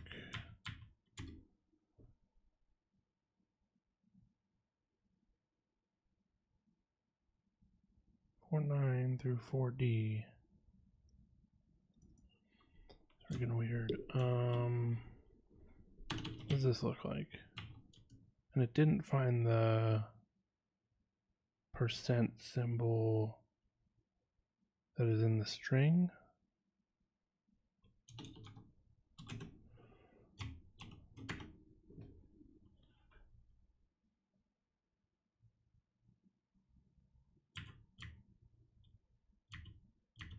It's definitely got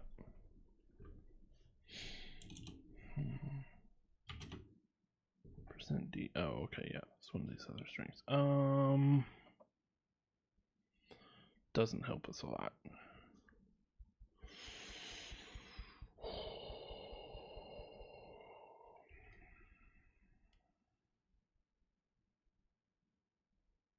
Okay, so we can control the return pointer. We can return to a small selection of gadgets. If we don't modify the stack pointer, through a pop push actually directly modifying the pointer register. Then our next return can be to an arbitrary location because we're using the low D word. And so we can go wherever we want. And the place that we are going to want, can we...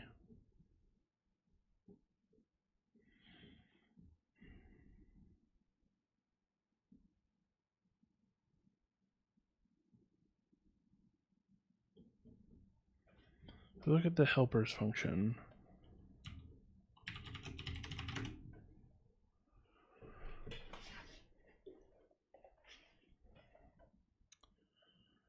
If we jump to an address where we push EAX, let's say,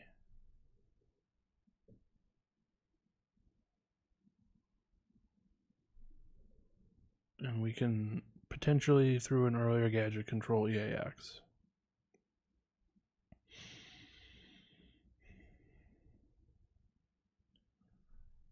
Then when we pop, because we've only done one push, the add ESP, which is like popping for, should be off from where we would want it, where the problem would, like, the problem is when we add the ESP in our previous situation. Can we see that? Where is the last time we got it to work?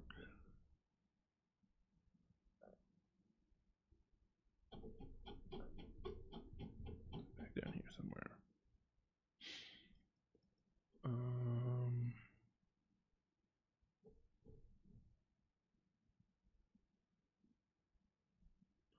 Right, so it's going to go from 2.4 to 3.4, and this is the high byte. Now, if we had pushed EAX, let's see, if we had done a push EAX,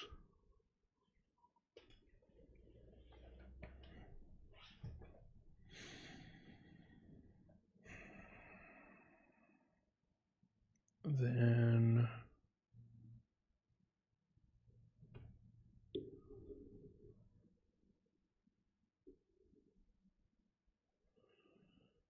ESP would be -4 from there, so at 20, so we would be, after that, return to 30, which is in the low, so we can put an arbitrary value in here for the sort. So maybe we can return to the push EAX. Then we have to figure out how to control EAX. So let's look at our gadgets.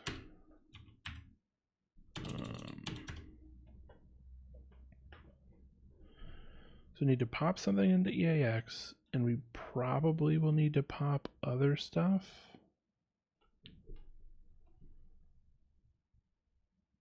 Do we even have something that pops into EAX?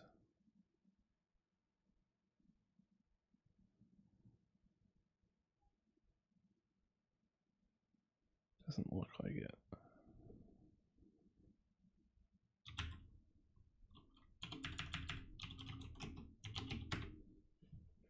No.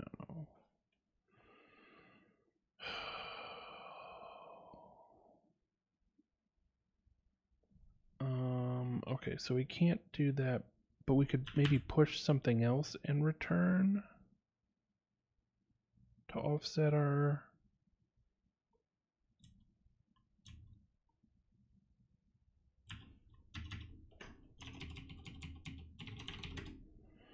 We don't have any gadgets that push either. Damn. I guess if we popped, we could do that as well. So maybe if we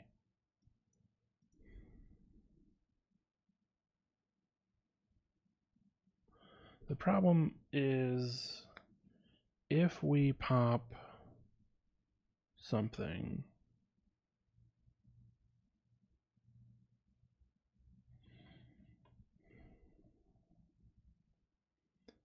so like we could go to this one, maybe, and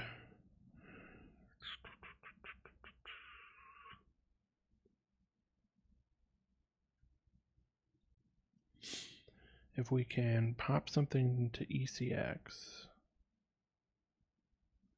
it just is like we're really requiring a lot of stuff to be in our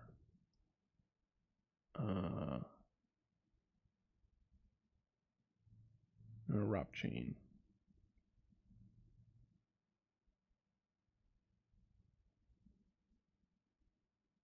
Potentially.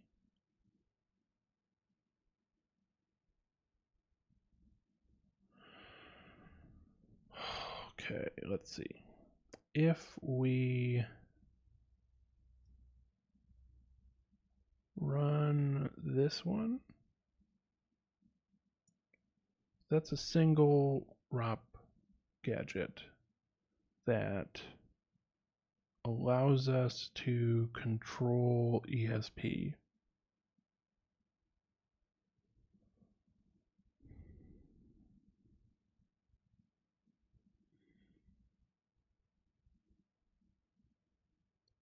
Then we could put our stack address into ESP, I guess, and have our ROP chain in the double array.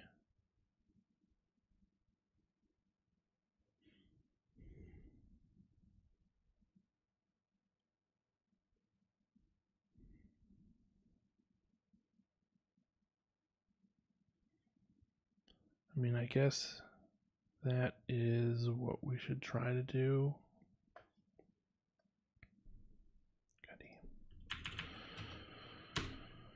Okay, so leave this as it is.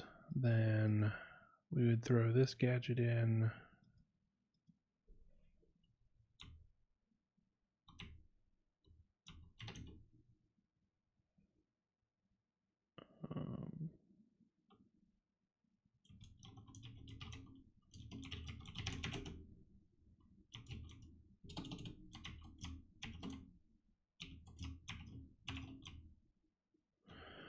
Hey, Julian.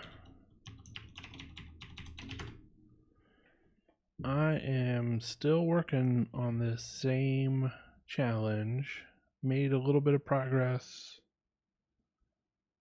I can pretty consistently control the return pointer, but I like the requirements of the sorting mechanism and exactly how things are arranged on the stack as I go through my ROP chain to do stuff is limiting me pretty significantly in my original approach of like going to this helper function that scans in 10 characters and would then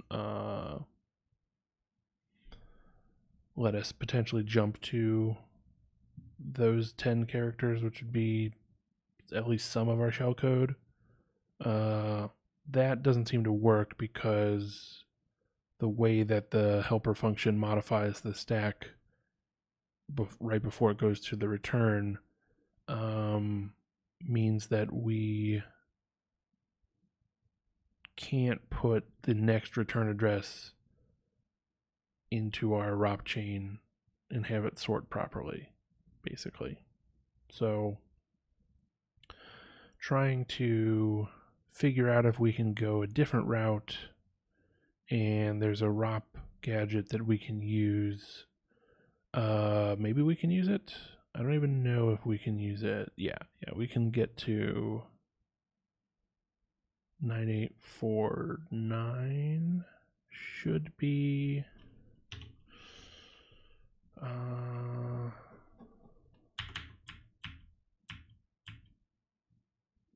I think we're like reusing the end of the main function basically.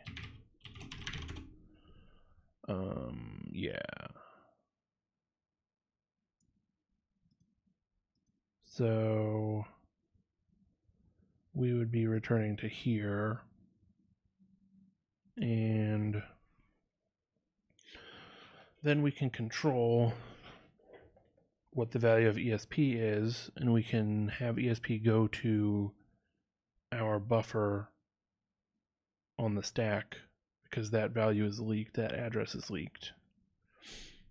And in there, we could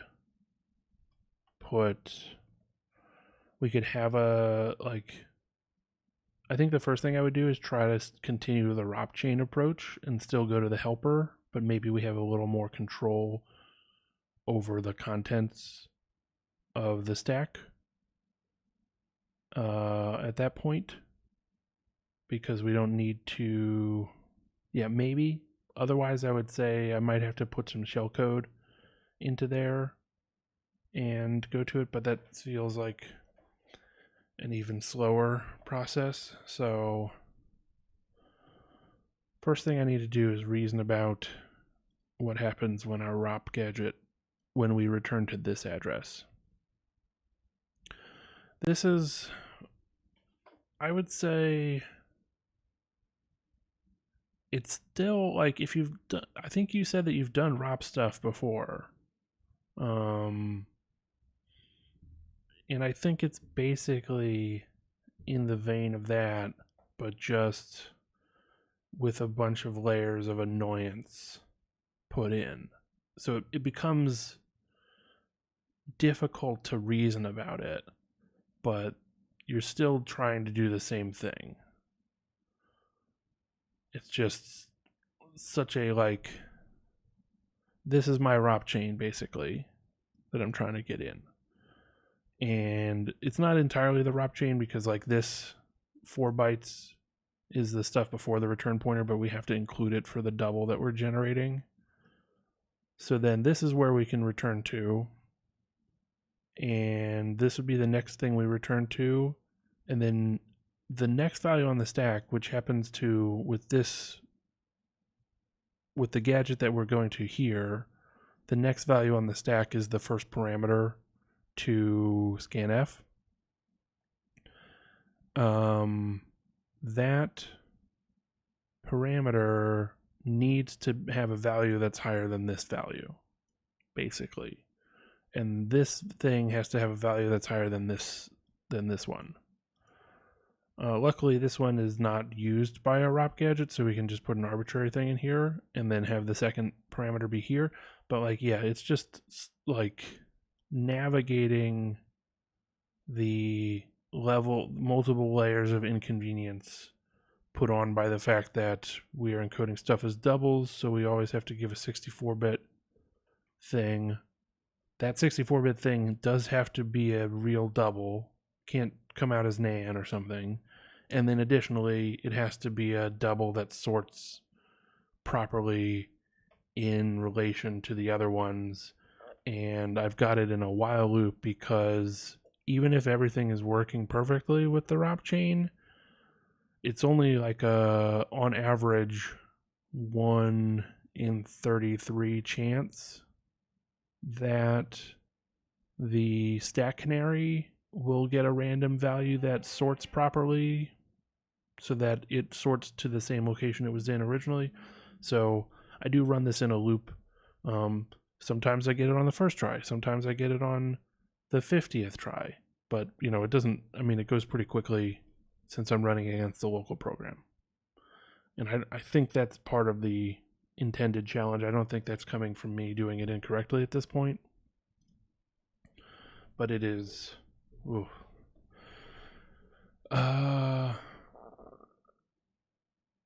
Sure. Yeah. We can definitely work on I would certainly appreciate something he's here. I do think I'm gonna give this one another 30 minutes maybe. Because I've still got my cutoff and I gotta get some lunch or something. But if you want to send that to me, I can work on it tomorrow, basically. I think if I don't get this going, if the approach that I'm taking right now isn't working, then I am going to go back to reading the walkthrough. I was feeling pretty resigned about working on this after the end of both of the last two streams because I've been working on it for what is now 8 hours probably total. And until this stream, I was not feeling like I was doing things correctly at all for how to solve the challenge. I feel like I'm doing things correctly now, but I'm still like having a lot of difficulty navigating the exact way to get it. And I think I've already kind of reached my patience level for this challenge, so even though I think I'm on the right path, I don't know that I'm going to just keep hammering away at it for however many more hours until I get it perfect, get it working for myself. I might just resort to the README after maybe half an hour or something. Or not the README, but the walkthrough.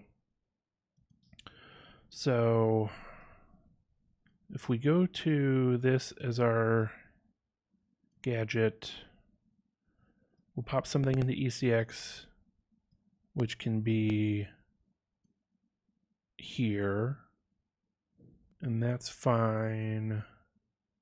Then this will get popped into EBX. This will get popped into EBP. And then this will be where this won't be where we return to because ESP will have been overridden by the load. Okay, so I think this can work.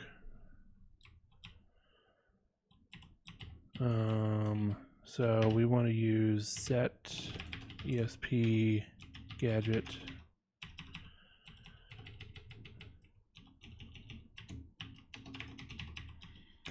and then the value that we actually put into ECX is going to be 4 plus wherever we want to jump to. So I'm going to do buff adder plus 4. We'll need to update that because jumping to the direct beginning of the buffer is probably not ideal. Or rather, this is not where we jump to, but this is where it will read the return pointer from. So that allows us to do the ROP chain potentially. Certainly allows us to jump to other gadgets if going directly to the helper doesn't work. But we don't have to, maybe we don't have to worry so much about getting it to sort properly. And then this can be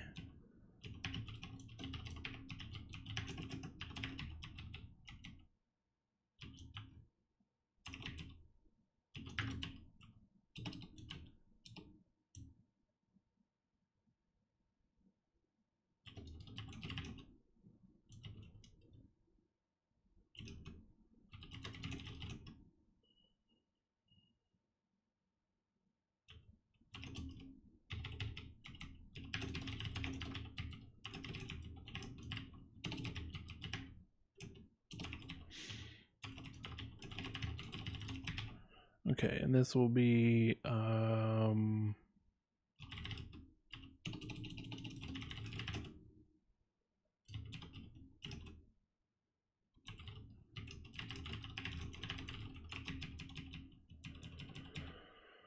we don't care about EBP probably.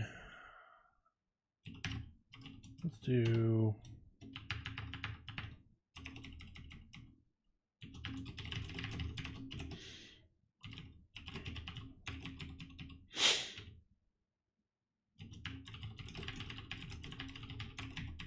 And this will have to be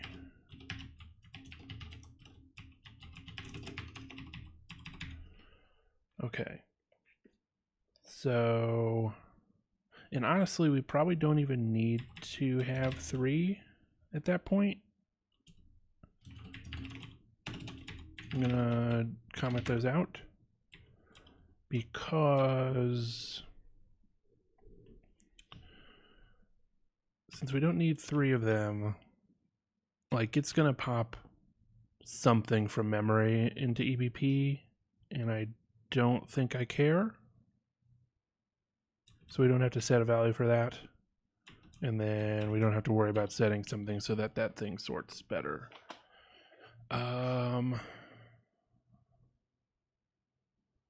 Okay, we can give this a shot. And the first thing we want to write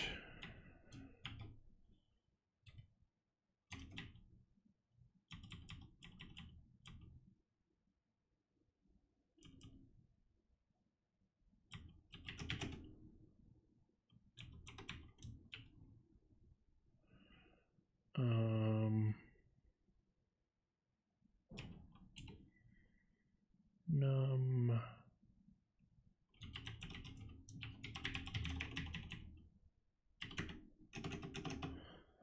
this code is so gnarly. So we're gonna do, I don't think we need the +1 anymore. Or no, we do need the +1. Yeah. Put a, oops.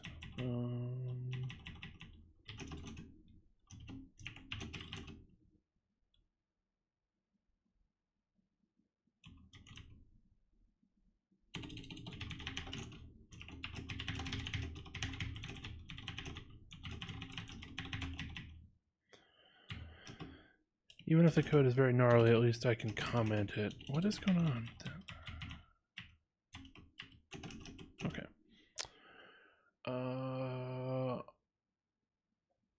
So what we want to put in the first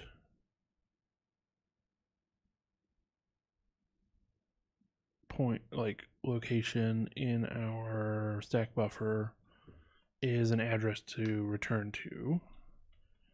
So target.receive until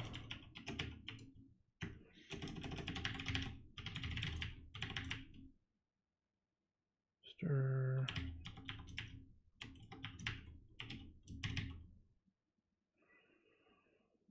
I think if we just do, what was I seeing on that?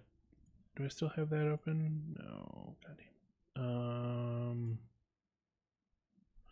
Well, I think I can just do 3 Fs. I don't care about, like, I just need this to be a NaN value basically. And I believe that pattern gives us a NaN. And then I'm gonna do all C's. So this will definitely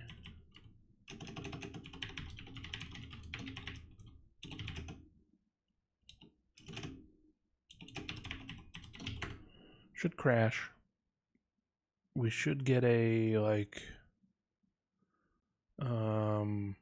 segfault with IP being 4 C's if I have done my calculation with the ROP chain correctly. We'll have to see.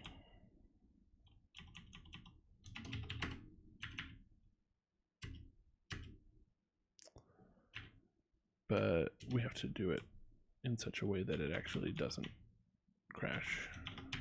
So we gotta go through the whole loop.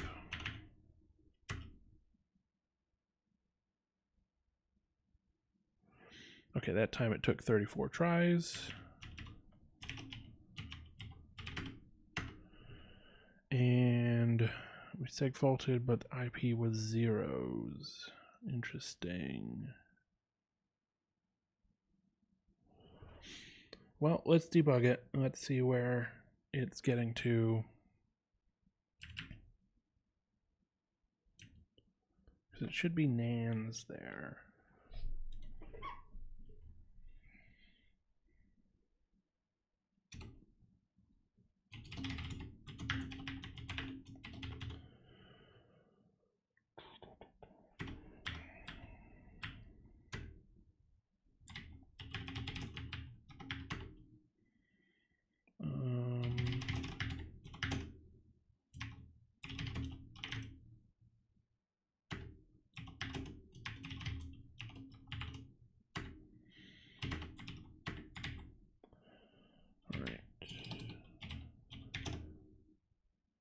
So I'm going to look at location in EBP minus 18 hex and then EBP minus 10 hex. It has sorted the stack canary to here, and really we want it to sort to here. So I am going to just write to that location. Actually, I need to copy the address first.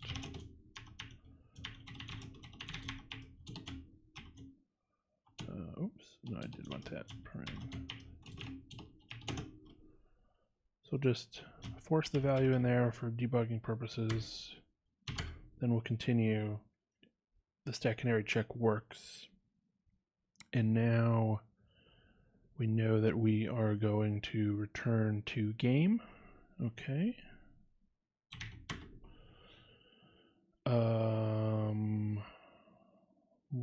Or return to main, but why did that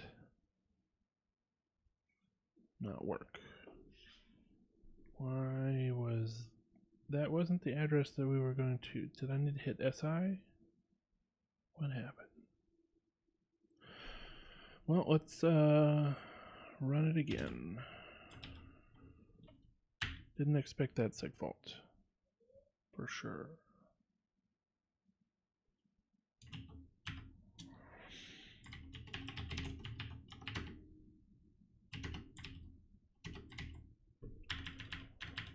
Let's look at 18 again. Okay, same deal. And is it the, no, not the same address. Can I do EBP minus 10 this way? Set that in there. Okay. No, apparently not. All right.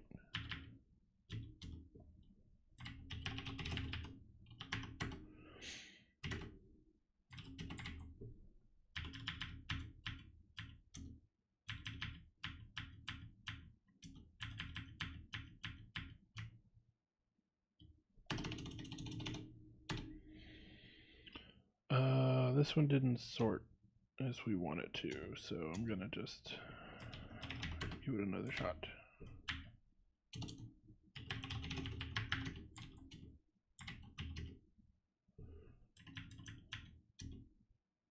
This one also did not.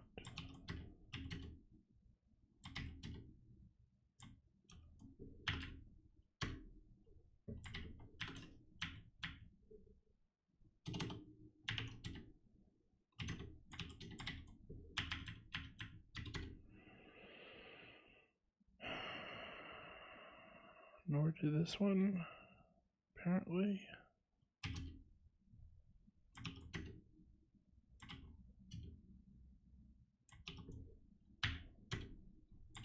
Getting bad luck on this. I guess I say bad luck, but like, again, you have a 1 in 33 chance, so. Well, you have a 1 in 33 chance of it sorting correctly, but there's generally two different ways it'll sort incorrectly. It'll either sort too high, which is kind of annoying because then we have to shift all of these things down, or it will sort too low, in which case it's just below this one, and all we have to do is swap these two, this one and the actual canary. So, like, this is the good incorrect sorting scenario, because then we just move this value to here and we can pass the stack canary check. Otherwise, if these things are in the wrong spot, it's a little more annoying. Or maybe we just switch this one to here. And we still got our two. Yeah, I guess we can work with it either way. Just say attach 096. Avalanche, hello. Thanks for joining the stream. Working on some Ponables challenges that are. This one is really testing my mental capacity, let's say, and my endurance. What do we have? Okay, then. So if it didn't get sorted to this spot, which is minus 18, minus 10, minus 8. No, this will be minus 18, 10, 8, 0, plus 8, plus 10. That's also not right. This is 18. Okay, well, we want to put it in the spot for. What does EVP look like? No, because then we're returning to the wrong instruction address. Yeah, this is. We can't deal with the bad sorting, I think. Okay.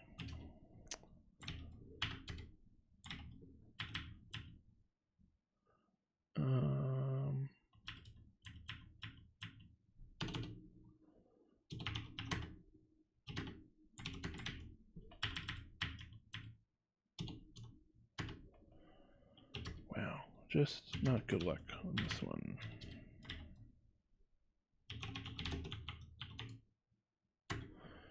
Avalanche says, I just finished my associates in cybersecurity. I'm excited to enter the InfoSec field. That's cool.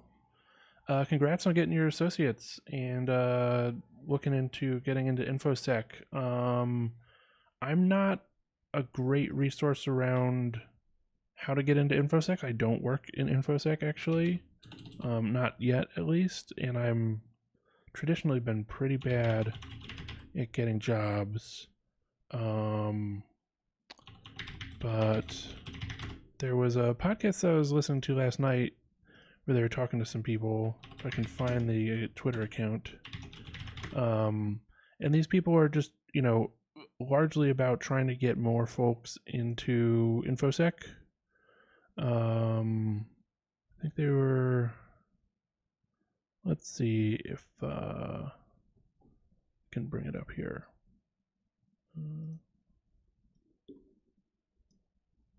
So if you look to this Tribe of Hackers podcast, it's named after a series of books written by these two folks, Marcus and Genshin, I think. I haven't read the books yet, but they were mentioning it on the podcast, and I listened to the first episode that came out last month. And they were saying that the Marcus, this guy that was writing the book, has done a lot of just helping people in sort of one-off, and that's sort of how he got into deciding to maybe write a book about it, but just sort of trying to help people get more into tech or InfoSec specifically, rather. Sorry, and Marcus J. Carey, I think.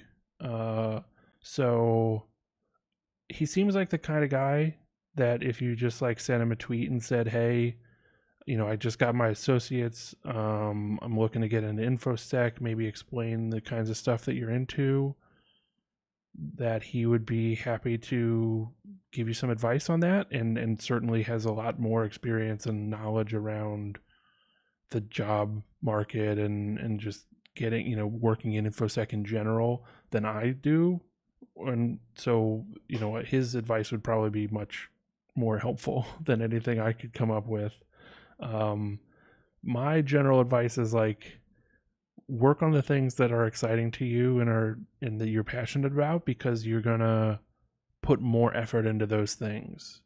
And in an industry, like, there's different parts of infosec, but I think as a general rule, infosec, along with the broader tech industry, is one where if you can have skills that are above and beyond the, like, I went to school for this and then I did the thing and now I'm just sort of coasting from there, you will do better the more time you put into those skills, right? And what I have found is the energy that you have to dedicate towards putting in, like, effort on learning something comes from whether that thing is exciting to you and something you're passionate about. What made you decide hacking out of other branches of infosec? Really, it's about learning all these low level details of how computer processors work, how operating systems work, how binary programs work, like the actual machine code that comes out of a compiler. So my background is primarily software development, and this seemed like the most, like, I think the fact that I'm into this stuff does come from my background in software development, where I was thinking about code all the time and then wanting to learn more about the underlying mechanisms that are, like, I write some code in C or in Python, even, and in a higher level language. How does that turn into stuff working on the machine, on the physical computer? And sort of going down that route of just trying to investigate more and more is what led me into, oh, it turns out, if you know enough details about this stuff, you can reverse engineer some stuff. I did reverse engineering for video games going back many years, just to, like, see if I could get a cheat working or something of that nature. So it's always been a curiosity about how these programs work, which is definitely one area that you can go to in infosec. But there's, if that's not the kind of thing that motivates you, then I wouldn't say infosec is not for you. I would say there are other areas of infosec that you might find exciting. There's, like, helping people out, making sure that people are using their computer safely, making sure that organizations' computer networks are safe. There's, like, that's a whole very broad selection of skills and careers and stuff that doesn't necessarily require you to care a lot about the low level details of code and the, like, binary exploitation variety of hacking. You can do pen testing stuff where you are assessing the security standards of some organizations' networks and computer setups, which is a real full spectrum kind of thing, and you're usually not digging into a specific single program and trying to determine if it's binary level of, like, the actual binary level stuff has the kinds of exploits or vulnerabilities that I'm exploiting in these challenges. It's usually a much more holistic assessment of the organization and all of their machines and or whatever's, in scope for the particular contract that you're on. But if the kind of thing that I'm working on, which I think is just not actually even that, like, I think it's a bit more niche than a lot of stuff in infosec. If this stuff doesn't seem like that interesting, then just know that there's a lot more stuff you can do in infosec. And I'm sure somebody like Marcus or other folks that follow him on Twitter and that he's interacting with would be good resources to find out what those things are if you don't have a idea in mind right now of what you're interested in for infosec. I find that, like, for me personally, making sure that other people's computer systems are secure as much as they could be is not necessarily that motivating for me. Obviously, I want them to be secure and I don't want people to get hacked, but it doesn't seem like I I would be as excited to do that on a day-to-day basis of like, let's, make sure that everybody has the right patches applied and make sure that everybody's adhering to good password standards, and making sure that the code that's written in an organization where they have people developing software, make sure that that code is not including bugs. That starts to get into an area where I'm a little more excited to like, oh, I could review other people's code. But right now what's most exciting to me is like, can I get this binary? Can I reverse engineer it and find a vulnerability, or probably like apply fuzzing techniques in it and run a fuzzer on it to find some kind of vulnerability, and then come up with a way to exploit it. That's what really gets my brain sort of moving, I guess, is the mental challenge of coming up with an exploit for a vulnerability. As much as if you keep watching me on this channel, you'll see that it's also incredibly frustrating for me. It feels really good to have it figured out, basically. And so that sort of puzzle aspect really lines up a lot with what you might do in a software development career, where the puzzle is like, how can I take these pieces and fit them together given all the constraints that we have around what we can code, or what we can, how many machines we have available to us to run this stuff and that kind of thing. So yeah, I'm happy to see that you're getting into InfoSec. I think, as everybody says, we need more people that care about this stuff and that are, going to put in the work, because as I'm sure you will find through your career, there's just, amongst the broad population, not nearly as much concern about the potential problems that come with not, having good security standards or not caring about security in general. And I see that a lot, from the software development side of like coders just not seeming to be concerned about whether or not, I don't want to speak too broadly, but I'll say, in some of the jobs that I've had before, I've taken it upon myself to try to investigate some, could this system be misused, or some, in some fashion be exploited, basically. And when I've found things that are potentially in that vein, there's been a lot of resistance in terms of caring about actually resolving those issues. I think if it were some, really egregious thing, I would hope that people would care. But it's also pretty easy for people to tell themselves like, oh, nobody else is going to find this bug. Nobody's going to actually be trying to hack us, etc. And I don't know. I don't know that any of those opinions are coming from a basis of evidence, let's say. So what you find in InfoSec are the people that are like, well, if there is a problem, we should fix it, rather than let it sit around and tell ourselves that nobody's going to find that and exploit that problem, which is nice, because if that's the kind of thing you care about, it's good to be around people that have that same mindset, rather than be in an environment where everybody is focused on something else, or just it downplays that kind of concern that you have quite a bit. So yeah, I'm going to switch back to, what was I going on? Trying to get this going, trying to get to the point where I can even debug the new ROP chain that I've set up.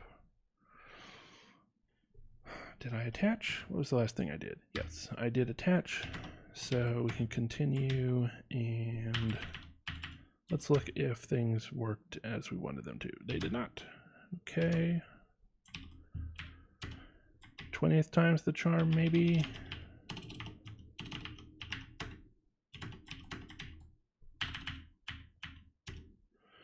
Yes. Okay. And yeah, you're very welcome, Avalanche. Feel free to hang out. A lot of what I do is this same, like, looking at debugger stuff, and it's probably pretty difficult to get a sense of what's going on just popping in, whether even if you are experienced, like I feel like I'm in the same boat whenever I go and look at a programming channel and I'm like, I've been doing programming for quite a while, so I can usually, even if it's not a language that I know very well, I can usually read it and get a sense of what's going on. But coming in to seeing somebody stream and they're going like 100 miles an hour because they know the code super well, and every time they get an error, they're like, oh, I know exactly what to do to fix it, and it's like fixed in 5 seconds. Like, it's just an overwhelming and difficult way to get any kind of sense of what's going on. So feel free to watch if you like the process of seeing stuff. Thanks for the follow, by the way. But don't feel so bad if it's like I have no idea what's going on. That happens even with experienced people coming into the middle of something of this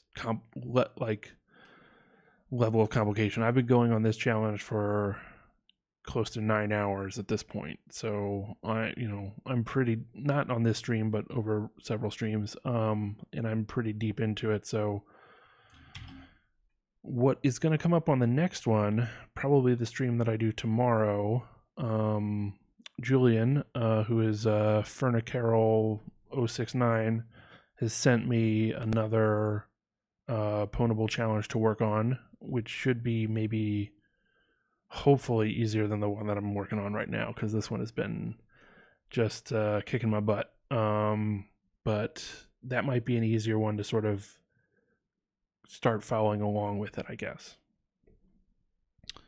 And feel free to ask questions, of course. Okay, so we've got the canary in the right spot for us to do the modification that lets us get past the stack canary check, because we've got it right here. So if I look at O10 and then I do set cast to a long pointer, this address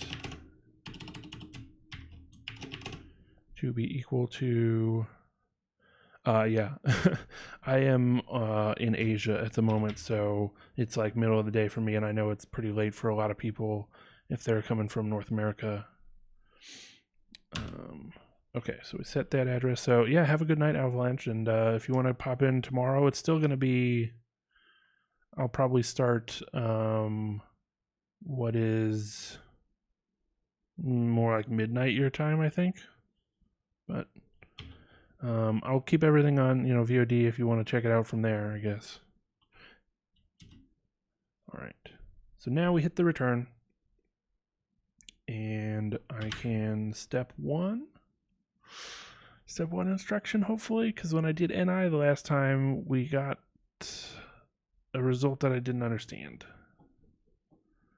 Where was it?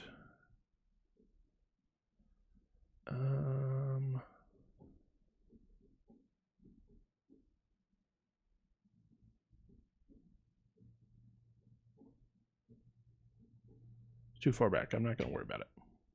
So we'll do step one. And yeah, we get the same cannot access memory at address 4141. Like, where is that coming from? Oh, is this, could this be from,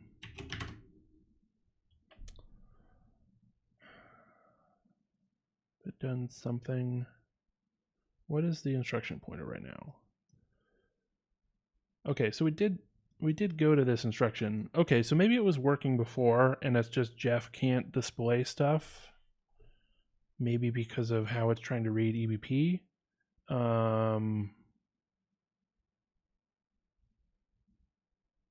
In order to display the stack, maybe, but it doesn't. It usually displays the stack from ESP, and then a few, like, not even 32 bytes from there. But yeah, I don't know. So we definitely went to this instruction, and I think if I do step one again, now we're back to it. Okay. it just wasn't sure what to do. So we've popped a value into ECX, which is this, I believe, beginning of the buffer. Although I wanted to have 424242 in there. Oh, we're gonna subtract 4 from it, I think, because that's what we're doing here. So, okay. Then let's step another one. We pop probably some junk into EBX. Yeah, junk that we had to put so that it would sort properly, but that's fine. I think we needed it anyways. And now we pop something into EBP, which is, I don't know, again, junk, but not junk that we added. And then ESP, we're going to point at our buffer, which I thought our buffer was going to be...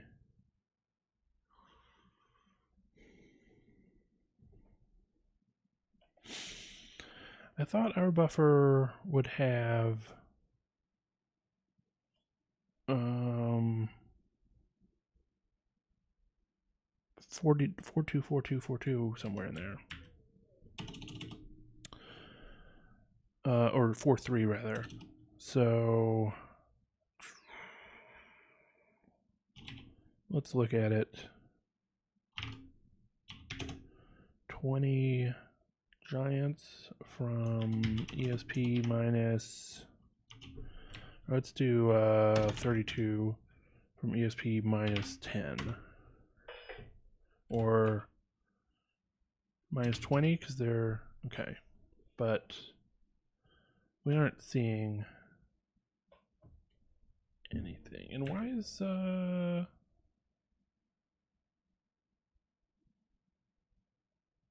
aren't we going back further than, oh, because I just did minus 10.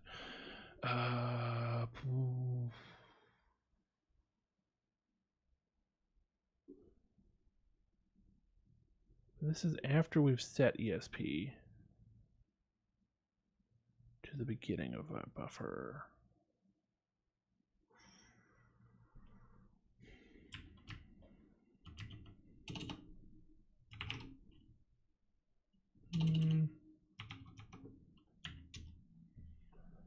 Do we have our stuff in anywhere that we can see?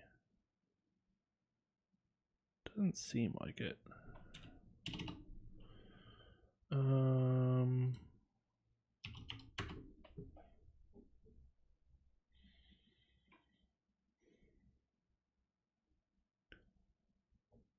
Very confusing. Very confusing. Okay, so let's double check our script, because we should be sending this value, which I also notice maybe these are not possible values.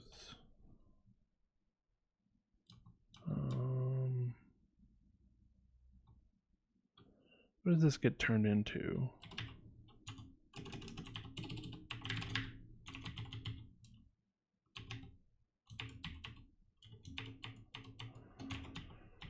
And then we're just going to exit because I don't care. Okay. So that's us actually sending the word NAND. That doesn't help. Okay. So I need...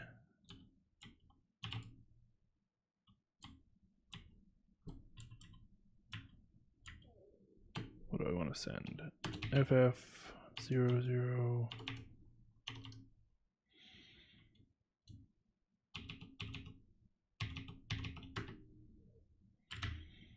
Okay. Let's try it that way.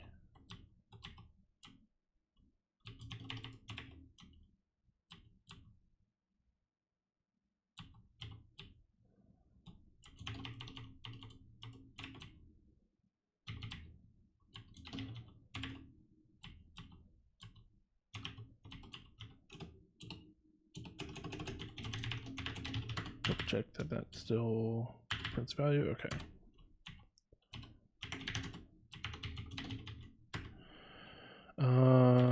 So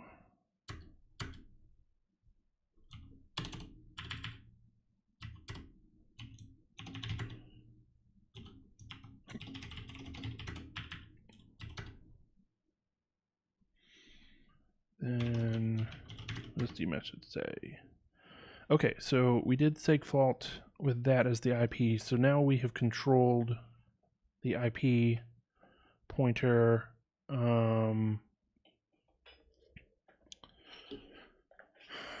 And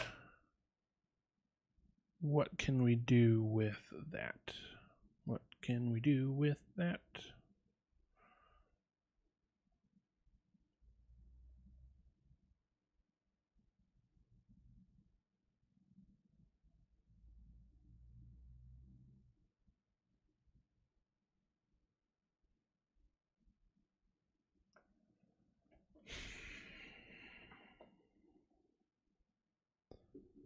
Push an address.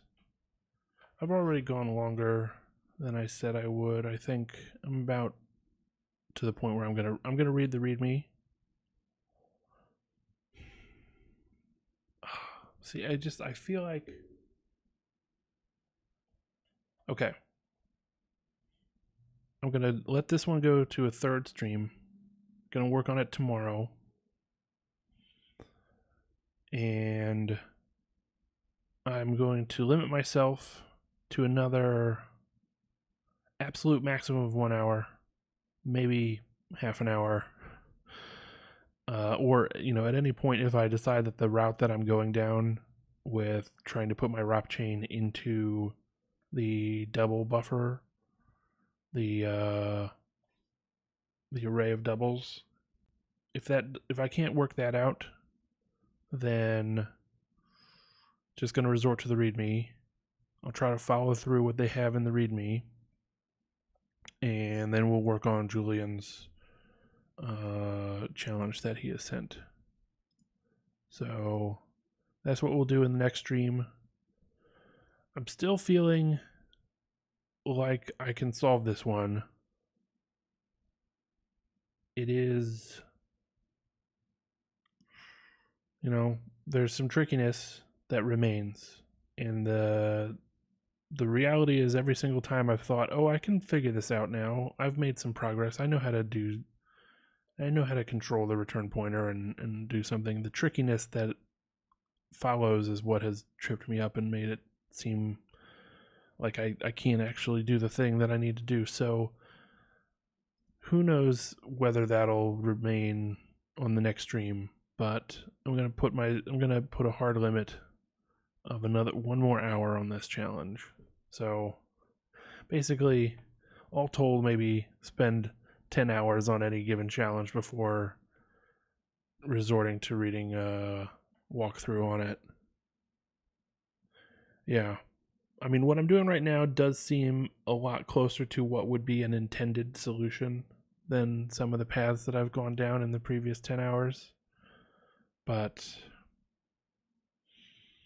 it's not going to get solved in the next 15 minutes or so, and I've got some stuff to do. So I'm going to end this stream now.